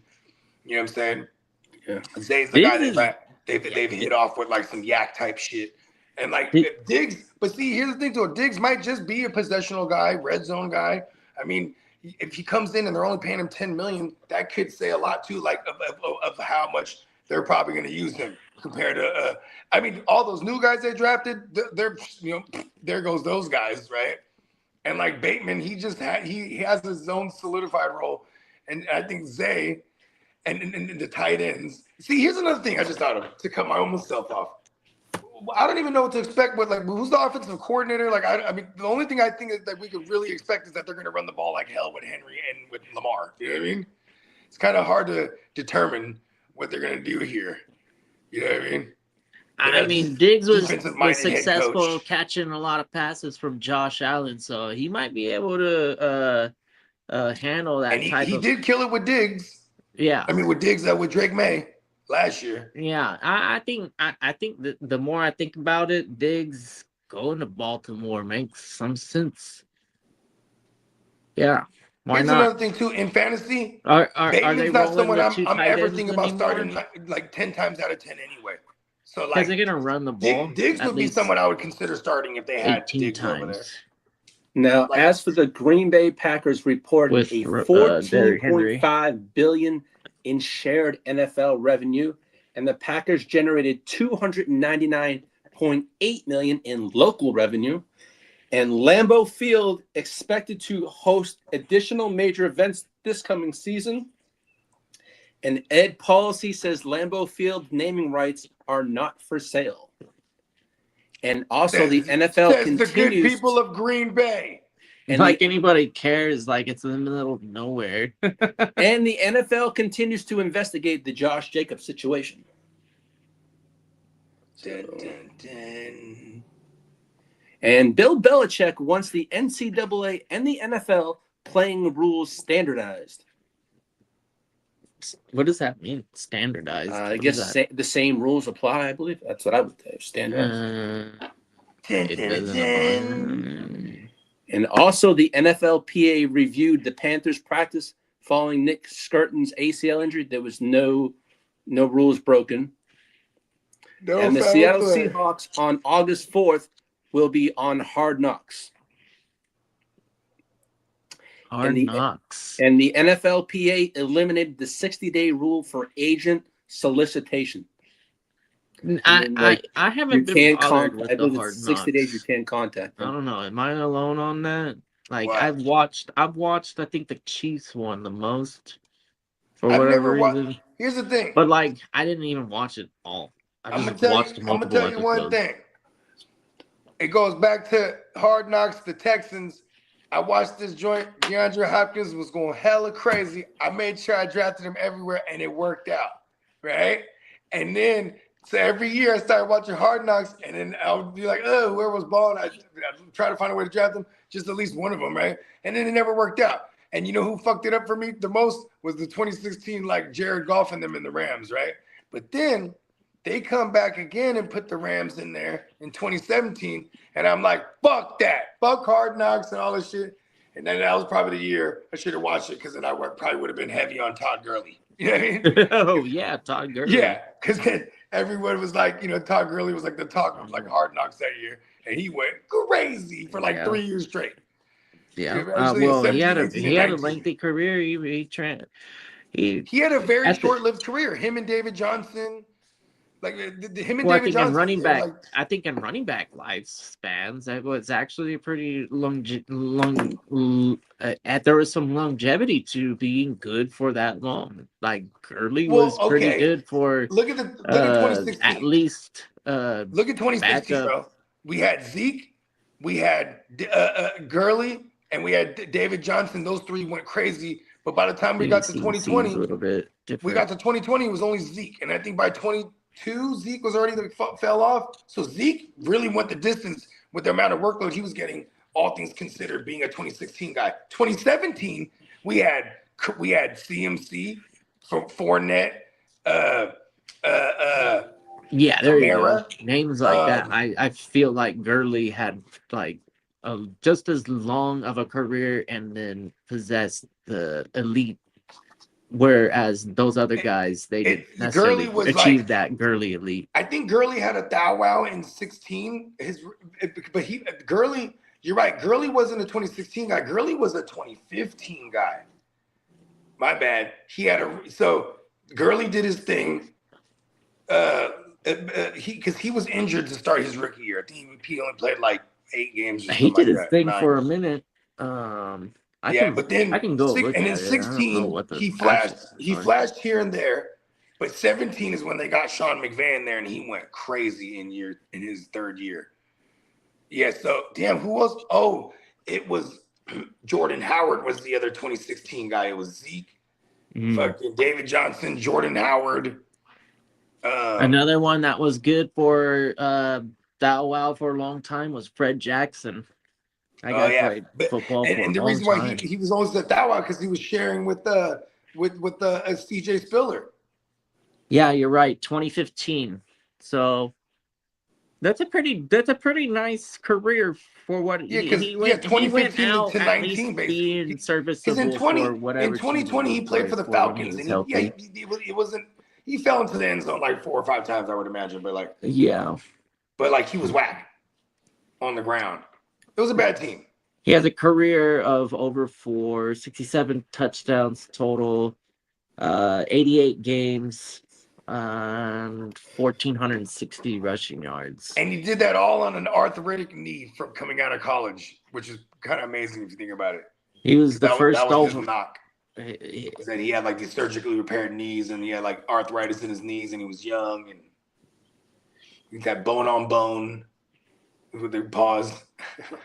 He was the 2017 AP Offensive Player of the Year, Rookie of the Year in 2015.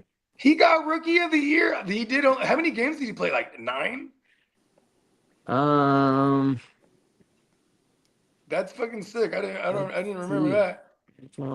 I do remember. I think he put up he played 13 games. Oh, he started okay. He 12 played 13 of them, games, and he got 1,100. His best was 1,300 with 13 touchdowns, and then through the air 788. I was about to say he had that 2 Thou Wow year all purpose. So That was pretty pretty memorable as a fantasy football manager. Fuck yeah.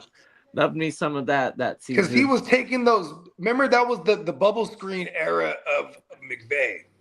And like, what's up, everybody AJ? was taking bubble screens to the house, like whether it was Woods or Cup or Gurley or fucking Brandon Cooks.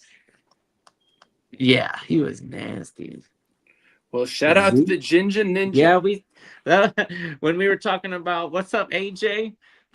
What up, AJ? Yeah, you got your nephew in the building. Thanks, Hey, definitely Zeke for a long time was in the top 4 running backs off the board. AJ, can I announce it? Let's see. AJ, put it in the chat. Can I announce it? He said, tell Bogey to acknowledge his son. Hey, listen. I want to acknowledge my future grandson too, man. AJ's gonna be a dad, man. I love you, son. Congratulations. He's gonna have a Sagittarius too. He's gonna be like this in December. Congratulations. That's right? awesome, bro. He's almost in the home stretch. He's powering his way through the second trimester right now. Let's go. Yeah. It's a beautiful thing. Yeah. I love this. Yeah, that's a wonderful experience. I'm gonna be your grandpa. It's my son's son. Well, we know with Slick Rick going down, the news came out. Deshaun Stripling has become an immediate fantasy contributor and a ADP riser in the past 24 hours. Yeah, hell yeah. Yes, sir. Ricky Pearsall died, and it was like, and here's the second round draft capital receiver that, and shout out to JD. He put it in our thread the other day. He said Sean McVay even wanted Brett. You know what I mean? Yeah. Sean McVay would have drafted Brett in the second round. What do they call that? Great minds think alike. Yeah. I mean, we know how dope those coaches' eyes for talent is. You know what I mean? At least for fantasy purposes. I mean, like, here's the thing: it's hard to argue the numbers both those teams have recently been putting up. Think about this: you could argue, or it's these guys, it's these coaches' scheme. You put anyone in there, I would agree with that. But then, let alone when you put a talented ass receiver in that offense in those schemes, and then you get, okay, Brandon Ayuk, no matter what you think about him or how we all feel about him, put that aside. He had a 1,400-yard season when he finally came into his own in that offense. You know what I mean? Once he finally got a good quarterback throwing the ball, shout out to the Brock. You know what I mean? Like, George Kittle is probably recognized, but people were probably scratching their head for pass catching tight end / full-time blocker. I mean, George Kittle. He's really been the standard for a true tight end outside of Kelsey being a ball magnet, pause or whatever, or even Gronk in his day. Yeah, that's how long Kittle's been playing too. That's crazy. Yeah, he's been doing it for a minute. He was like a baby Gronk because he could throw fools out the club. How many times have you seen Gronk just like throw somebody right out the club? Just block them all the way to the sideline, just to hell. That's what you need as a tight end that's going up against some of those defensive ends in the NFL, man. That's no joke. Right. Yeah, and shout out to Kittle. He was like, what is he? He's only like 6'3", 6'2". What's up, Kamish? What up, Kamish? Shout out to the Craig. Well, shout out to the Ginger Ninja. Adrian Peterson enters the Vikings Ring of Honor on November 9th this year. That's what's up, man. Shout out to all day, man. AD.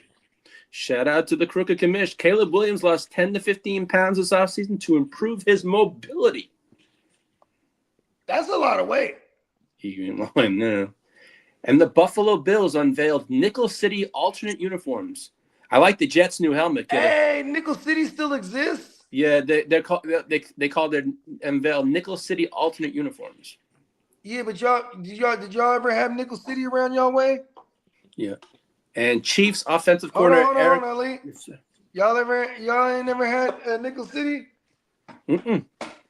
It was an arcade, but like the gimmick was like, you know what I'm saying, you it's all nickels. So the games were The games were like either 10 cents, and the new games were like 15 Yeah, we had a cents. place in Massachusetts called Fun and Games that had all that stuff. Yeah. Yeah, no, I'm talking about Nickel City. No, I've never seen that. Oh, okay. Because I always thought Nickel City I've never was just seen a that, Cali but we thing. had something similar to it though. That's what I'm saying. Like, it's Nickel City alternate jerseys. I was like, oh shit, Nickel City's like that's what they called their jerseys. Yeah. And as for Chiefs, Eric Benamy, he's left camp to focus on his wife's and his family situation going on. They probably call that place Nickel City as a nickname. What city? What jerseys were those? They're called the No, for what team? I mean, Nicholas City alternate uniforms. But for what team? The Buffalo Bills. Oh, okay. Maybe they're called Nickel City over there. I don't know. Yeah, maybe they're mining for nickel or something. Yeah, they use nickel in a lot But of shit. hey, Bogey, were you talking about the arcade Nickel City? Yeah. Yeah. Yeah. See, I knew it. Come on, we're Cali kids. I'm like, yes, I knew. Bro, I loved Nickel City. And That's they had a whole the only place you could drop $20 and legit be like all day occupied. And because they had a whole entire section of the classic arcade games. Those were all heavy free. ass bucket. Those were all free. Like you can go play the Ninja Turtle game or the X-Men game with all with the 4 players, or the fucking Simpsons game, or all the old school arcade games. Those were all free. You know what I mean? But and then the kicker was you had to pay like $5 entry fee.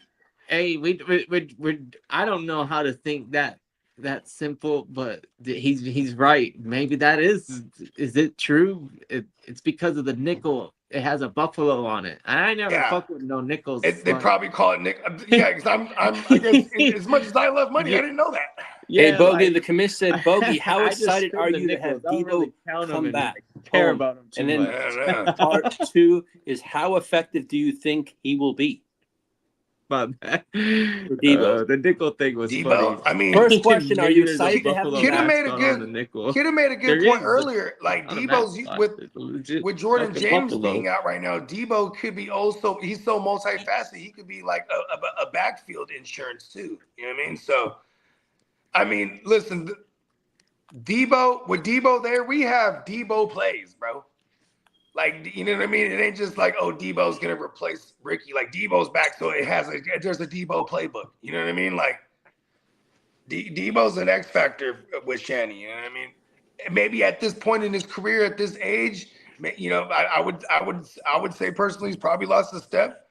You know what I mean? But maybe he just was unenthused last year. He did well last year. Actually, when you think about it, he did very well last year with the. He got like 80 balls. Pause. Yeah. Now, what else we got here? I have some fantasy news or player-wise. Dan Campbell said this on Jahmyr Gibbs. It's going to get done, meaning his contract. I'm not even sweating it. Baker Mayfield, as he said, he feels disrespected and undervalued by the Bucs. And Puka continues to dominate in Rams training camp the first 2 days. And Blake Corum's role continues to rise. They say he's going to have a much larger role this coming season. There it is. And Woody Marks is expected to earn meaningful touches in the offense this year. And Carson Beck continues to improve some days, and some days look like total shit, too. Carson Beck?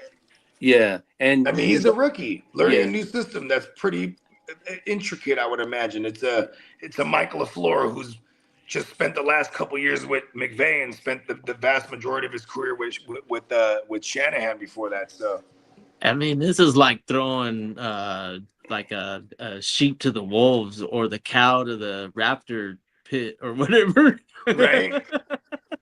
And they got some decent guys on their defense too. In practice, they're probably fucking that kid up, dude, picking him off. I wouldn't be on the lookout for him to be very fantasy relevant, but maybe. Yeah, and you know what though, too? Here's one thing: when it just comes to like quarterbacks, period, when we're looking at training camp shit, if they're throwing hella picks and stuff like that, I don't never like sweat it because then the blurbs will be like, oh, he's throwing a bunch of turnovers and. They're taking shots. It's training camp. They're trying things. You know what I mean? Like, you know what I'm saying? I don't ever really buy too much into it. But yeah, Carson Beck, he is a rookie, and I don't really expect too much. So Now, this last piece of news is Devon A-Chain said this. He believes Miami's offense will be run heavy, boosting his fantasy outlook. Well, yeah. You know what else is going to get boosted up? That is stacked box percentage. Exactly. Hey, good for that kid, though, because here's the thing. Is like, man, if we can get him at a value, that would be dope. People are going to, he gets drafted so fucking high where it doesn't mitigate any of the risk. But, like, as long as he doesn't lose his... he's one of the more likely home run hitters of the week. So, yeah. I mean, if you stack a box and you get through that shit somehow, boom, you're gone. No one's stopping you. Also, the Rams have adjusted Matthew Stafford on a lighter practice schedule, just like they did with Justin Herbert. He's going to get a day off here and there and just have lighter schedules. Why did Justin Herbert get in that conversation right now? Because they did exactly the same thing with Herbert. But see, it makes sense for Stafford because he's age. A very old man considering in football. Who knows? But also, Mason Rudolph opens camp as the Steelers' QB2. And the Vikings are saying players will not influence the QB decision for the over there with Minnesota. So on that note, and also Tony Romo is on leave after his issue with the CBS put him on leave, and J.J. Watt is going to take his place along with Jim Nantz and Tracy Wolfson for now until everything is cleared up. Well, does that mean that's all but guaranteed, or is that? All I know is he has like $70 million left on his contract. When are we start? Pretty soon, huh? Because of the next week is the Hall of Fame game. Yeah, I think it's the 4th, I believe.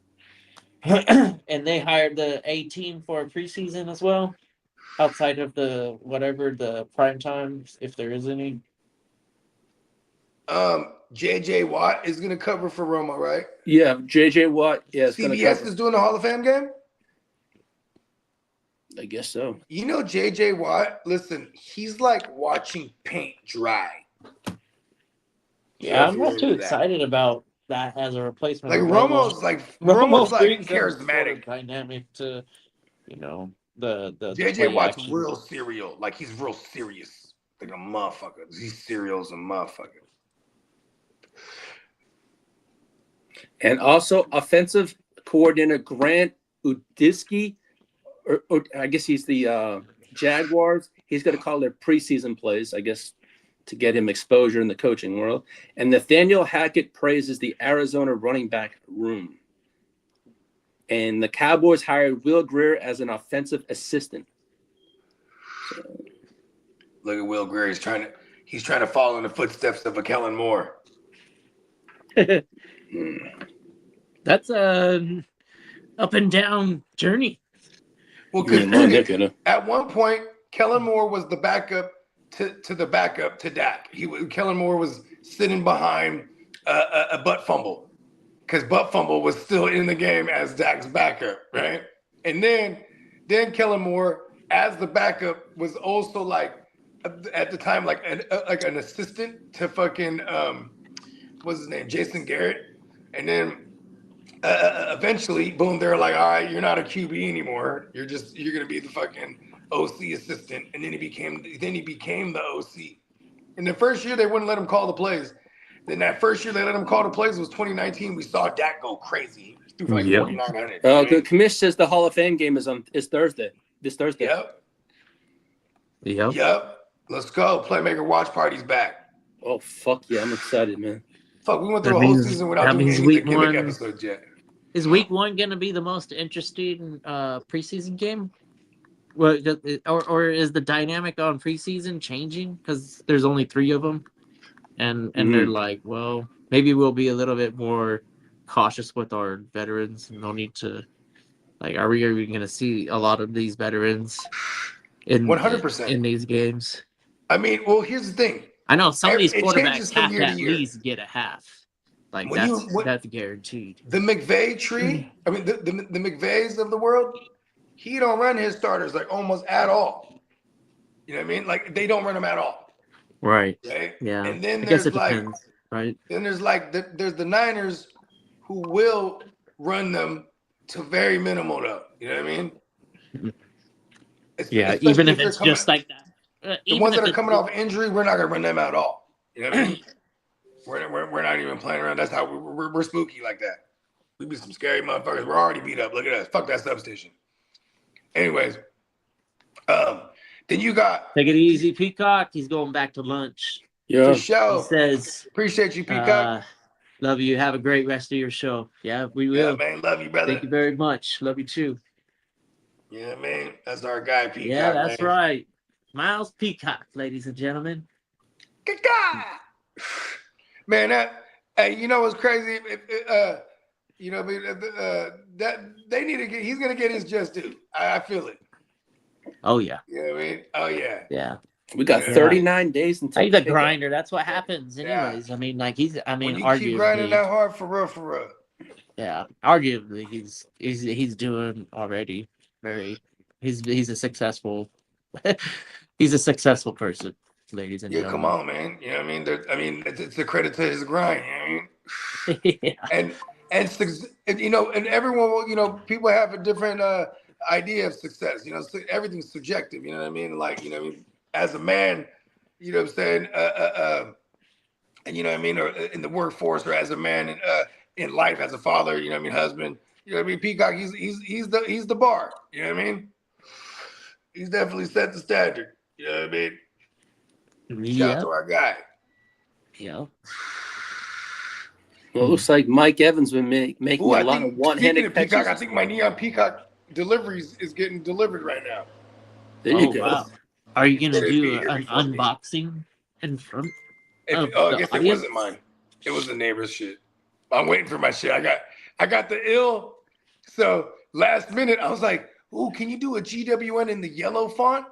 And then he's like, "Yeah, sure." Boom. And then I got it over a black tee. I'm like, ugh, this one's gonna be hard. You know what I mean? I'm like, you know, now we're just gonna start doing different colorways, type of shit. Yeah, that's a nice starter. Yellow Where or you? white next time. Oh, okay. See, I thought you were rolling into like if you get the yellow on yellow or something, because Well, you rock see, the white on white and the they- black on the they- black, and then I think I ruined that do the for red everyone. on red. Like I got the one white on white, and it's a 1 of 1. That shit's sick. Like I've only worn it like 4 times because it's like it's a 1 of 1. You know what I mean? They won't let me do it. No, but then they got the little Bogard Scott-free graffiti joint. I had it in the red and white, but I had him do one in the yellow too. So I got that over the black too. You know what I mean? Yeah, there you go. Yeah, well, and the reason I was doing this because I was like this close to buying these Tiger Stan Smiths. They had like tiger fur on it, but they were like yellow and black. But I was like, I can still wear my black stuff. Then I almost bought these all yellow fucking banana ass Stan Smiths, but they didn't have my size. And I was like, that probably saved me. When I got the yellow on the black GWN print, it came out a little bit brownish. So it ended up. You got the yellow on the black? Yeah, I got the yellow T and the black lettering. Oh, okay. And it came out a little brownish. Yeah, but it works for me because I'm a Padres fan. So Oh yeah, it does. it literally like fits Look at it, it's a all 1 of sorts 1. of hats that I have. See, look at that. Yeah, it was dope. Just to let you know, if you get the yellow and you want the black on it, it sometimes to me it doesn't. I look almost quite pulled black. the trigger on that actually. I was actually But gonna get you the know, white on the obviously yellow. it might be just the illusion and the my eyes. I want to get the, you know, they got the yellow and they got the gold, or is this kind of like a mustardish? I got a gold. The official color would be gold. Yeah, Yeah, gold, right? Yeah, I want to get the white letters over that one. that one be might fresh. look good. Yeah, Yeah, that would be fresh. yeah. Because then you can wear like a white hat or like a fucking, you know what I mean? Something. Anyways, that Rocking was stuff on it. that tee on the site is one of the most customizable in terms of the colorways. Like that Right. one, you get a lot of different colors. Yeah, like there. Matty Law, he ordered a red. He ordered a red with the black letters on it. I was like, oh, that's kind of badass. You know what I mean? We got to do Yeah. a red letter one so we can do it over the black, like the wolf. That's what I'm saying. I know. I was just thinking that. I was like, Like when the I brought that Wolfpack. idea up, I was like, oh shit, I don't even think you can do that. I think this is black and white right now. Yeah, so we have black, white, and we have yellow now. So as lettering, yeah, yellow on yellow. Yeah. Shout out to Money Mayberry. He's going to try and be there Thursday night. Okay, cool. Ooh. Yeah, so Right because I on. already Think locked he in has with them. court. If he Join the doesn't have party. court, if he doesn't have, if he doesn't, he's staying with us though. Yep. I already spoke with him, so because the last time I spoke with him, he was talking Friday, so he was talking Thursday. That's all good too. Well, no, because he said he talked. I called him last night. We were talking on the phone, and he said, "Right now, I don't have court on Friday." He goes, "My plan is to come in on a Thursday night." Okay, nice. Hell yeah. He said because that way, because I want to get there, so I'm there for the draft and all that. He kind of did stuff. tell me though. He did tell me though. He was like, I just want to be there for the draft, but he doesn't want to compete in it. So we still have the one spot. I do have somebody that can fill it. He said he wants to do a couple names. I'm just trying to see which one. You know, I'm like, the moment someone says, "Okay, give it to me," I want it. Pause. He said to me on the phone, he goes, "I want to do a league this year. I'm already in the league. I want to get my feet wet." Pause. This year, and then next year possibly do a Vegas draft. Yeah, come on. So. Hey, but you know he's in it for the good time, and just like a Matty Law, you know, what I mean, just like we got my boy AG, we got a bunch of cats that just come out to party and just have a good time. You know what I mean? Yeah, he's with the homies. I'll tell you one thing. He goes, "Man, I'm looking forward to it. I had such a blast last year. I can't wait to have more fun this year." Him and I both. You know what I mean? I'm pretty sure we all have the same sentiment. You know, this is it's our literal boys trip every year. Yes, sir. While we go through the, you know, for some that might consider mundane or monotonous everyday go-abouts, or for some, you know what I mean? You know, maybe they are very traveled. And for me, you know what I mean? It's more the latter, where like I'm, or more the other way, whereas, you know what I mean? Just the everyday routine. It's not quite as mundane as I would say, as I do like my everyday go-abouts. Love waking up and getting to it. You know what I mean? And just, you know, we go from counting all the days down from afar to like now we're like less than 20 days or whatever it is. So this is pretty cool. I'm excited. Yo, we're 3 weeks away. Yeah. Oh, okay. Word. So we're about 21 days. Because Friday's the draft. Yeah. Bruh. It's going down. Yeah, draft is serious business. Also, we're not gonna do the sticker board and we got one in the tuck. Steamboat. He's a man of the people, like all of us. So he was like, look, I'm gonna have a board on hand just in case if people don't want to do the digital board. He's like, I'm let it up to the people. Oh, we're gonna do both of them. Yeah, but that digital board is gonna be badass. I already know it. You know what I mean? Is it? What do you mean digital board? Is it actual hardware? No, so like we'll have the TVs up, right? And we're using boom with the laptop, and then you have one person controlling it. You know what I mean? It goes and you have all the names and the categories. You know what I mean? And then you know what I'm saying? If motherfuckers could sign in on their phone if they want to look at the list of names that are available. You know what I mean? I gotta check this out. Or they can just follow along on the board. You know what I mean?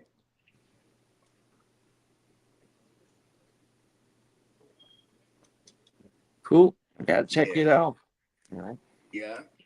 But yeah, man. You know what I'm saying? We could put a ball on this one. Yeah. You know what I mean? Yeah, you guys already know neonpeacockmerch.com. Let them know what you got going, Lee. I'm pretty sure you got like 8 shows today. No, I already took care of a power hour this week. So let's see. This is all. This is news to some of the people in the league. This is just something that I'm bringing up because I just learned it too. And looks like Derek is.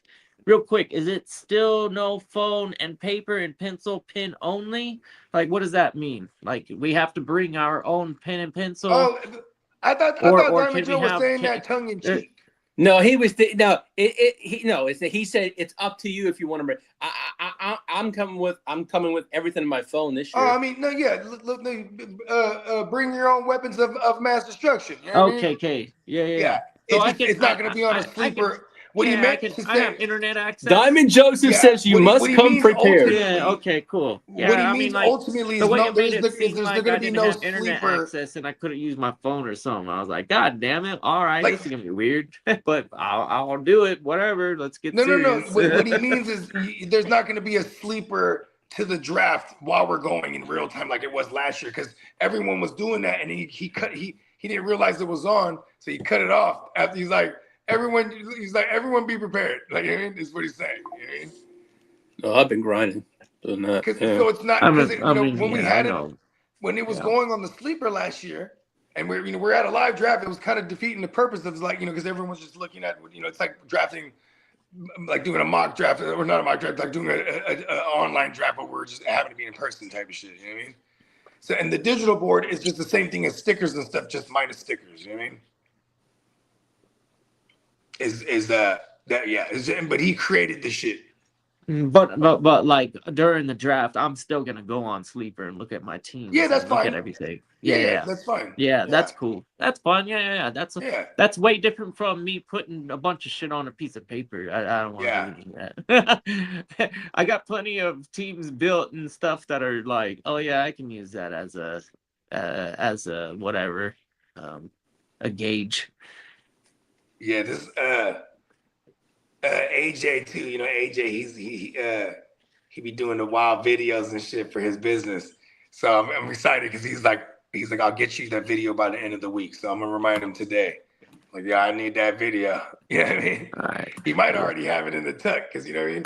Everybody's cutting their little promos, but I was like, some of us are using like AI or just or some of us are just doing simple videos. Oh, and he's like, I got some. Because he got a whole green screen room and he be doing like characters and shit and he has costumes. I'm like, give me one of them characters, bro. You know what I mean? The West Side League is still going to be played through Sleeper, right? Of course. Yeah, so during the draft, are we going to update Sleeper at the same time? I'm pretty sure if Diamond Joe's like, I mean, it might be an after the fact thing, but I'm pretty sure that his app too might feed it in real time. I think his app is. What about the I Know Ball app? Which that's one's that interesting. for? That's pretty cool. I think he was saying something like that, yeah. Oh.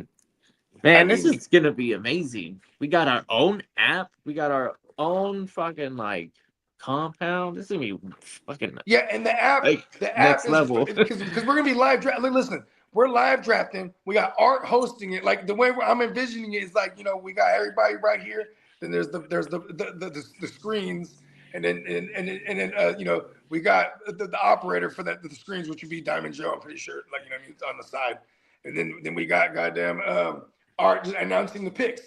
People come up, I want such and such. Boom, Art announces the pick, goes up on the board, and then go to the testimony, talk to Bones. Boom, you know what I mean? I agree, Derek. It's a relief not having to go the whole distance on a whole like West Side League draft, because that ain't no like, oh man, I'm gonna approach this not prepared type of draft. we got a lot of savages, and they're coming far and wide. We come far and wide for this one. The championship on this one, it's like the FIFA World Cup of fantasy football. Come on. Bro, this is gonna be seriously one of the best leagues I ever.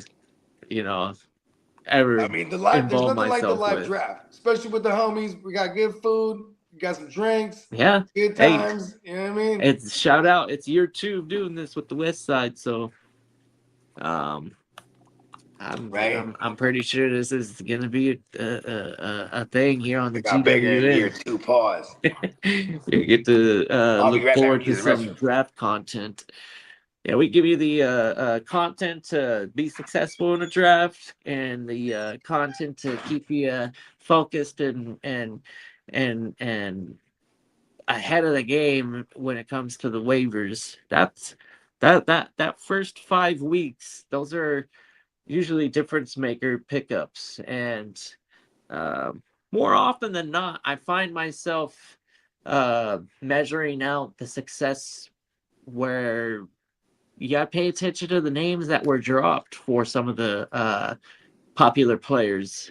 Sometimes you'll be able to score a name and not even expect them to be in the waiver discussion because somebody's anticipating a running back gaining that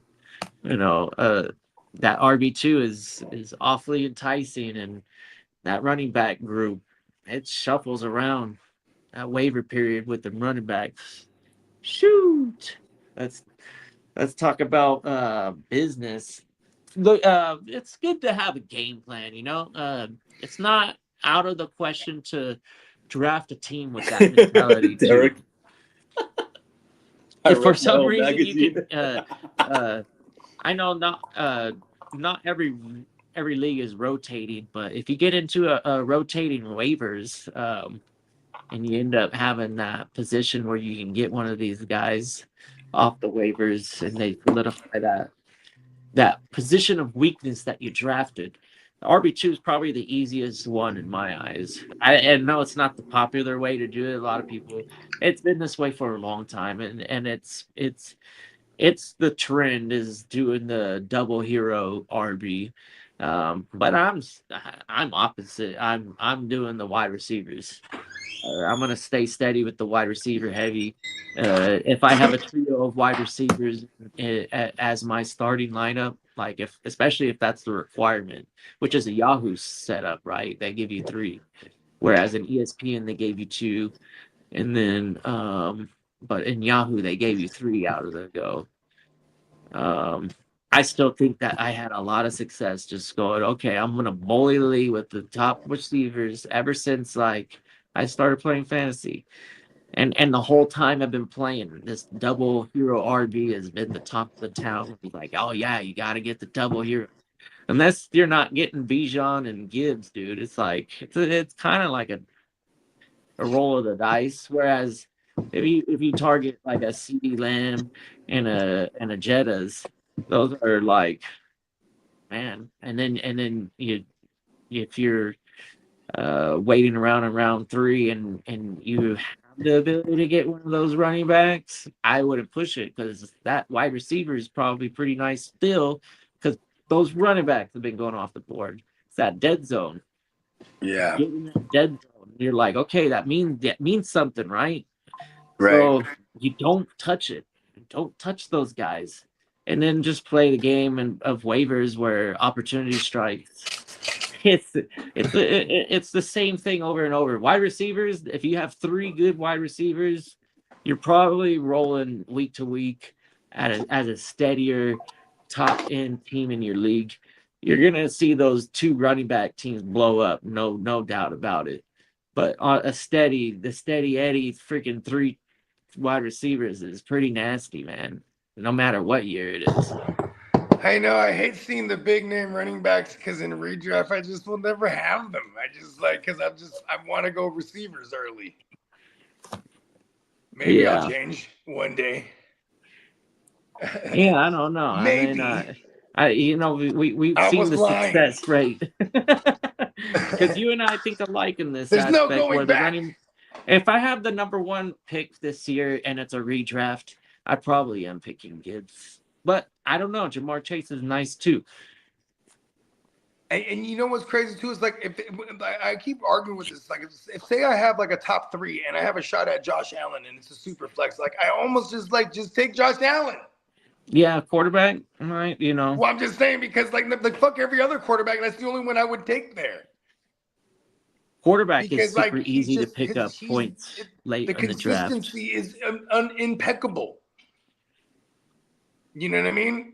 Yeah, Allen is definitely an outlier in quarterbacks. I think he's in his own tier. Consistency, right? When it comes to fantasy, yeah. Yeah, he's nice. Nice early round pick in a super flex.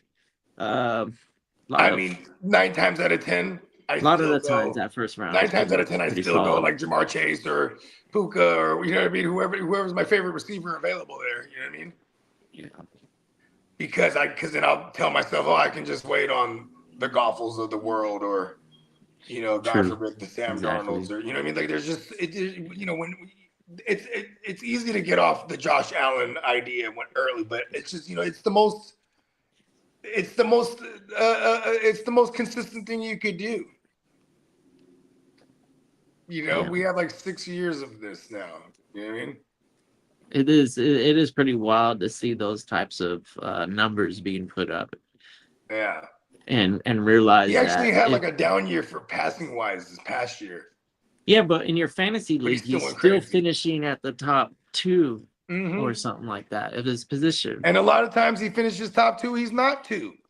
You know what I mean? He's 1. Yeah, there you go. Overall, like the running backs have been hitting. They've been showcasing the draw of why Gibbs and Bijan this year are kind of like 1 and 2 in any order. But McCaffrey, the hype is probably real because his ADP slipped. Like, I don't think he's inside the top 7. Listen, I love that. Yeah. That's where I would go. That's where I would go running back too. Running back 8. If I'm in the middle, McCaffrey at the 8. Yeah, like if say I missed out on those receivers, like see, it's gonna like I would take McCaffrey over Jefferson. I would take McCaffrey over, Taylor. I would take McCaffrey over because I'm not scared of the risk, right? Because the upside is way too rewarding. You know what I mean? But then there's also like what's Brad's name? Say I'm in like McBride, right? That's another one like where I see people like McBride and CMC they're going at the back of these first rounds on the 1-2 turnaround, and like I'm not mad at anyone for taking McBride there either. Positional dominance at you know what I mean? Then even in the 2-3 turnaround, you have a little discounted version of a high end with Brock Bowers, right? Because then that's another thing too is like those guys aren't going to be any kind of discount this year. No, they're not going discounted. No, fuck no. Like you got to pay up in those top 3 to get them motherfuckers for sure. I wonder if it'll set a trend in a lot of drafts, and all of a sudden you'll see like Tyler Warren off the board, and you're like, whoa, what's going on with the tight ends? All of a sudden, and then all of a sudden more tight ends start falling. You're like, oh no, shit, do I jump and get a tight end? But I don't know. At that point, I just stay with the game plan. Get the fucking the bums. Yeah, I'll target all the flyers. Let the positional advantage in your I'll your just draft. Take Dalton Schultz and be like, fuck it. Yeah, that's an optimal. I'll just take Dalton Schultz with my last pick. But I'm not mad at taking McBride or Bowers. I think they're respectable assets that they probably are valuable enough to pay off for their draft. But and I say that not lightly because these guys are capable of like 1,400 through the air and all sorts of touchdowns. So that's a great season. There's not a lot of receivers doing that. You know what I mean? And having that positional advantage is why a lot of Kelsey owners had championships. Yeah. I mean, and then it got to a point where we wanted that security that we felt. So he was going up like as early as the first round. I mean, shit, I was guilty of it that 1 year. And then that shit fucked me because he got hurt. Otherwise, it would have been just one of the safest picks you could make. I mean, that's the thing, too. We run the risk of any of these players getting hurt. It's not in our control, any of this, at the end of the day. But, you know what I'm saying? CMC, definitely a value. There's people that are scared of him. This is what I hate. We live in Niner country, even at the West Side League. So there might be somebody who unnecessarily pulls him up. Like, you know what I mean? Yeah. There might be somebody like top 3 and goes, fucking CMC, and like, there goes, you know what I mean? But here's the thing. I feel like CMC, anything outside of the top 5, 6 even, CMC is a value. Yeah. Because if he doesn't die, he's finishing top 3, and he's not 3. You know what I mean? Do you take him over CeeDee Lamb? I would take him over CeeDee Lamb because I'm going to get receptions out of CMC too. You know what I mean? Like that's probably the only reason I would even consider him like a running back period is because he's going to catch a ton of balls. Pause. Like so is Gibbs and Bijan. That's why they're up there, right? So this is the other version of it. The old, you know what I mean? But he's just people are scared of him because of the injuries. Yeah, and then the age because he is on the other side of 30 this season, so it's a fact. It's a little bit different feeling as somebody that likes to acquire and flip a Christian McCaffrey. I know I'll still be on the same game. I think if I see him sitting there at the 8, which might not happen in every league, but some of these leagues, I bet you'll find him there, and I would probably be smashing that buy button or whatever it is saying, you know. Shout out to my guy Smokey, right? So Smokey, when we were chilling, it's so tight because we were chilling and we're doing a mock draft. It's so funny because, like, you know, he already knows the order of his draft. I was like, fuck it, let's just run a mock. Because he was like asking me some questions. And we're just laughing like, look at us, bro. We're doing some fucking fantasy shit. Like, just the same thing we always did, but now we're finally kicking it. But anyways. Are you being honest with yourself? I think Joe brings up a nice point. What, Diamond Joe?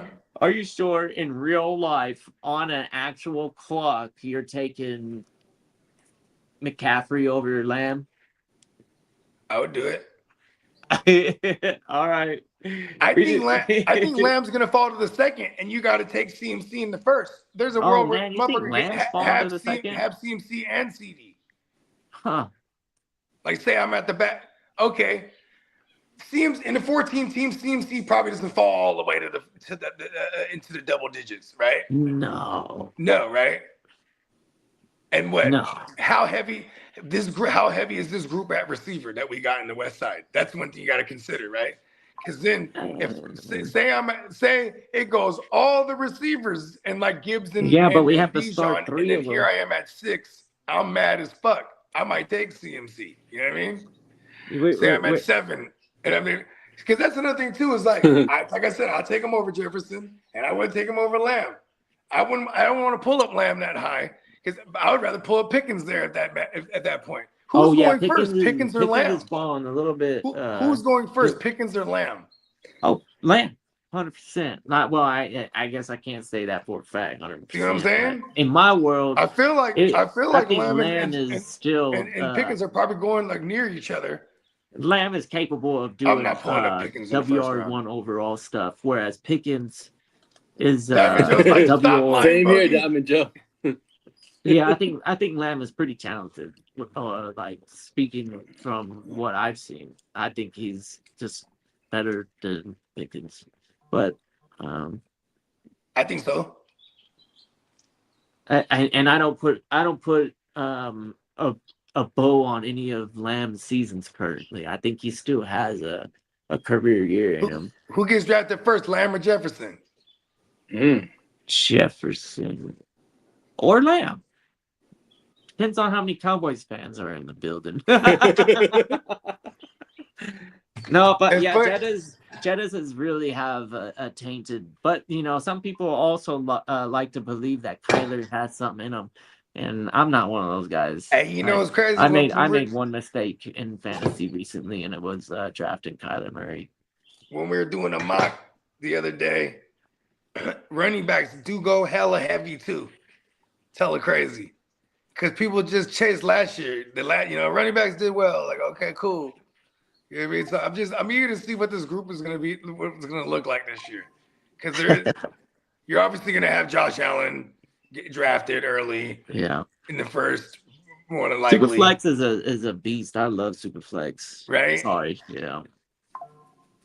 I mean, we probably are going to get a minimum of 4 quarterbacks in the first round, but these playmakers out there are pretty nice in the first round. It's gonna be the Stallion, Drake May, and Lamar and Burrow.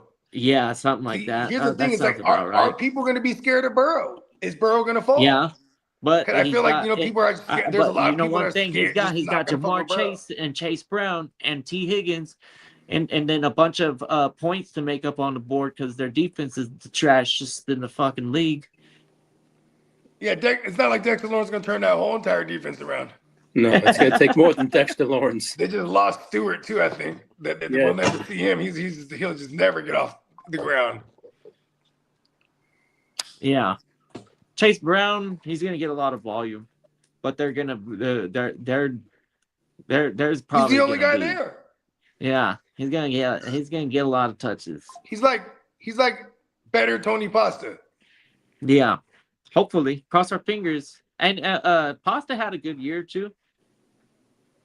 He held Zeke in the win, and I mean that was in the last years of Zeke, but Pasta showed he could actually be a good runner too. Because I always thought he was he complimented Zeke right there for a minute. Nice. I was like, whoa, Pollard's a guy. I was like, okay. Yeah, he had the Cowboy fans talking about we didn't get rid of Zeke. Pollard's the guy. Yeah, exactly. That was the talk. I was anti Tony Poster for a little while there. I like the kid's grit. But yeah, Chase Brown, he's one of the only. Chase Brown's the cheap bell cow, if you ask me, bro. If he's really going to get all of it, right? Like I expect, he's the cheap bell cow because people spent up last year. Now he's going a little cheaper range wise. You know what I mean? Like he's not going outside the top four rounds or 5 rounds, probably in a super flex. You know what I mean? But that's decent value if you're picking up your first running back. You know what I mean? But that's a solid approach.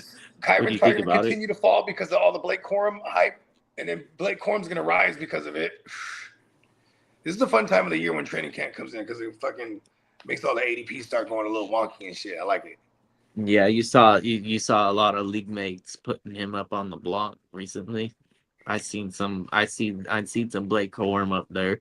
I was like, oh, okay, well, you're trying to sell high. I know you're trying to sell high right now. I ain't no ignorant. But I'm trying to buy low. Yeah, exactly. It's Derek, like, you ain't lying. I'm looking forward to it, man. But I ain't focusing in on a RB like that with a receiver that actually has a solid role for the future of Blake Corum. It's still to be determined, right? That's a part of the reason why you draft wide receiver heavy anyways, is because you want to stay consistent and have that nice ability to have that week to week aerial assault. Yeah, there's gonna be more consistent productions, especially for us when we play PPR. I always have that in mind. I play in PPR for like the first or 2 6 PPR years, leagues. For the first 6 years of me playing fantasy, like it was like I remember I was a big Calvin Johnson guy. So I was like, I remember for like 3 years straight, I had Calvin Johnson in the first round, and then you know like 2 out of those 3 years it worked out. You know what I mean? Yeah. But making a long story longer, then I quickly morphed. What's up, so Biggs? that was like the first couple years. I mean, then you had for like Julio 6 years straight, I Jones played like and heavy running back. And I Dez would Bryant. just target all the PPR receivers.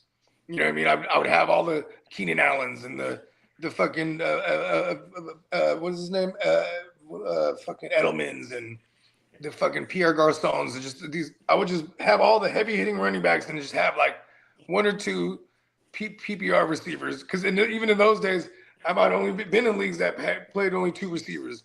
And we had two flex though, so I'd run 4 running backs. You know what I mean? Yeah, that one's a fun alternative league. What do they call it? Standitos? Yeah. The 2-2, the 2-2-1, the 2-2-1, the no flex, and then only one quarterback, obviously. Mine had 2 flex. That was like my favorite format. It was like 2-2-2, and then 1 tight end. But then like I grew tired of that. You know what I'm saying? Yeah, I get too fascinated with so many names. So the bigger the lineup you give me, I get kind of excited. Pause. I'm like, all right. Right, like I can start all of them. Yeah. I'm like, right. Let's see. Exactly. I don't have to make those hard decisions like in those little itty bitty leagues. Yeah, like Diamond Joe always points it out, bro. Anytime we have a 3 flex league, bro, like the 3 flexes are very crucial. You know what I mean? Like, oh yeah, they're definitely difference makers. If you're heavy flexes, if you're what's your team name, bro? In the other league that we play. Oh, Sexy Flexy. Yeah, there you go. And I think I just took a picture of whatever Niner hat I was wearing that day when we made the league. I was like, fuck it. Put the SF for Sexy Flexy. Yeah, that definitely does. Oh yeah, I'm moving that joint. I think I am still gonna do that because everyone's still. When I started kind of talking to the guys on they're down to move to Sleeper, so I'm moving it to Sleeper. That was the only thing holding you back, really. Yeah, because then I love those guys. Those are, you know what I mean. And and the reigning champion. Shout out to my guy Ike. He got in there his first year and won it. So you know what I mean? I was like, I can't just dip like, oh, I brought an Ike. Now we're shutting the league down. Like, because he was like, I'll move to sleeper. I'm like, let's go. Yeah, and then my nephew, that's the only league he plays in. Because he used to play in all the leagues, but he was like, he just, he narrowed it all the way down. He's like, that's the only one I like to play in because it's $200. So I'm like, all right, you're right. You're right, Neff. Diamond Joe. Where do you think he got that nickname from? I mean, you can go back. You can go back to all the way to the very first episodes of the Playmakers, where he was already calling himself Diamond Joe. Does it have anything to do with Yahoo and having a diamond, whatever the symbol? Yes. Yeah, he's a multi-time diamond award winner. Here he goes. He says another one bites the dust. He's like, if anybody's in a simp on the Yahoo, it's gonna be Diamond Joe.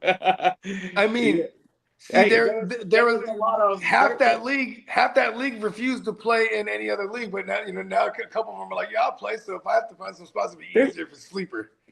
Like, because even Clock was like, I'll play in the TFL. Because the TFL and the SBI, they were like the same thing, but just one was on Yahoo and one was on Sleeper. And then Clock, he was the reigning champ, and then we shut that league down. So technically, we could merge the two worlds. He says it's because of his greatness, which he represents. The diamond greatness. You know what I mean? Yeah. Come on. Hey, that he put on a show for sure. They'll make diamond statues out of him. That'll be a memorable draft. I'll remember that one. Even though I wasn't drafting in that East Side League, that was still fun to every once in that motherfucker, there was posters of him everywhere. Yeah. Autographed, personalized. I'm a humble diamond bullshit. There's diamonds all over the place. You'll humbly wait your turn. I was so angry. I had to go win it. Yeah. So wait your turn. That's what they said. They didn't let you get it that easy. I had to start the Fedora. The Fedora era was in full effect. We're like, fuck it. The reigning champion in the East Side League, he adorned the pink fedora. He looked at all of them on the late. They were all laid out on the bed. I was like, you have to go choose one. And then like him and Bell Cow, and they were in the mirror trying different ones on. And then he's like, this is the one right here. Rowdy left with the pink joint. Shout out to him. But then he brought it back though. Yeah, I mean, some guys could pull it off. Some refuse. Well, see, here's the thing. In Vegas, Vegas is the place. Yeah.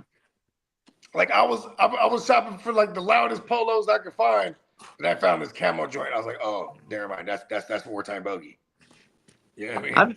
I've had pinks. I've had pink in the actual the Vegas the Vegas shirt is a good example.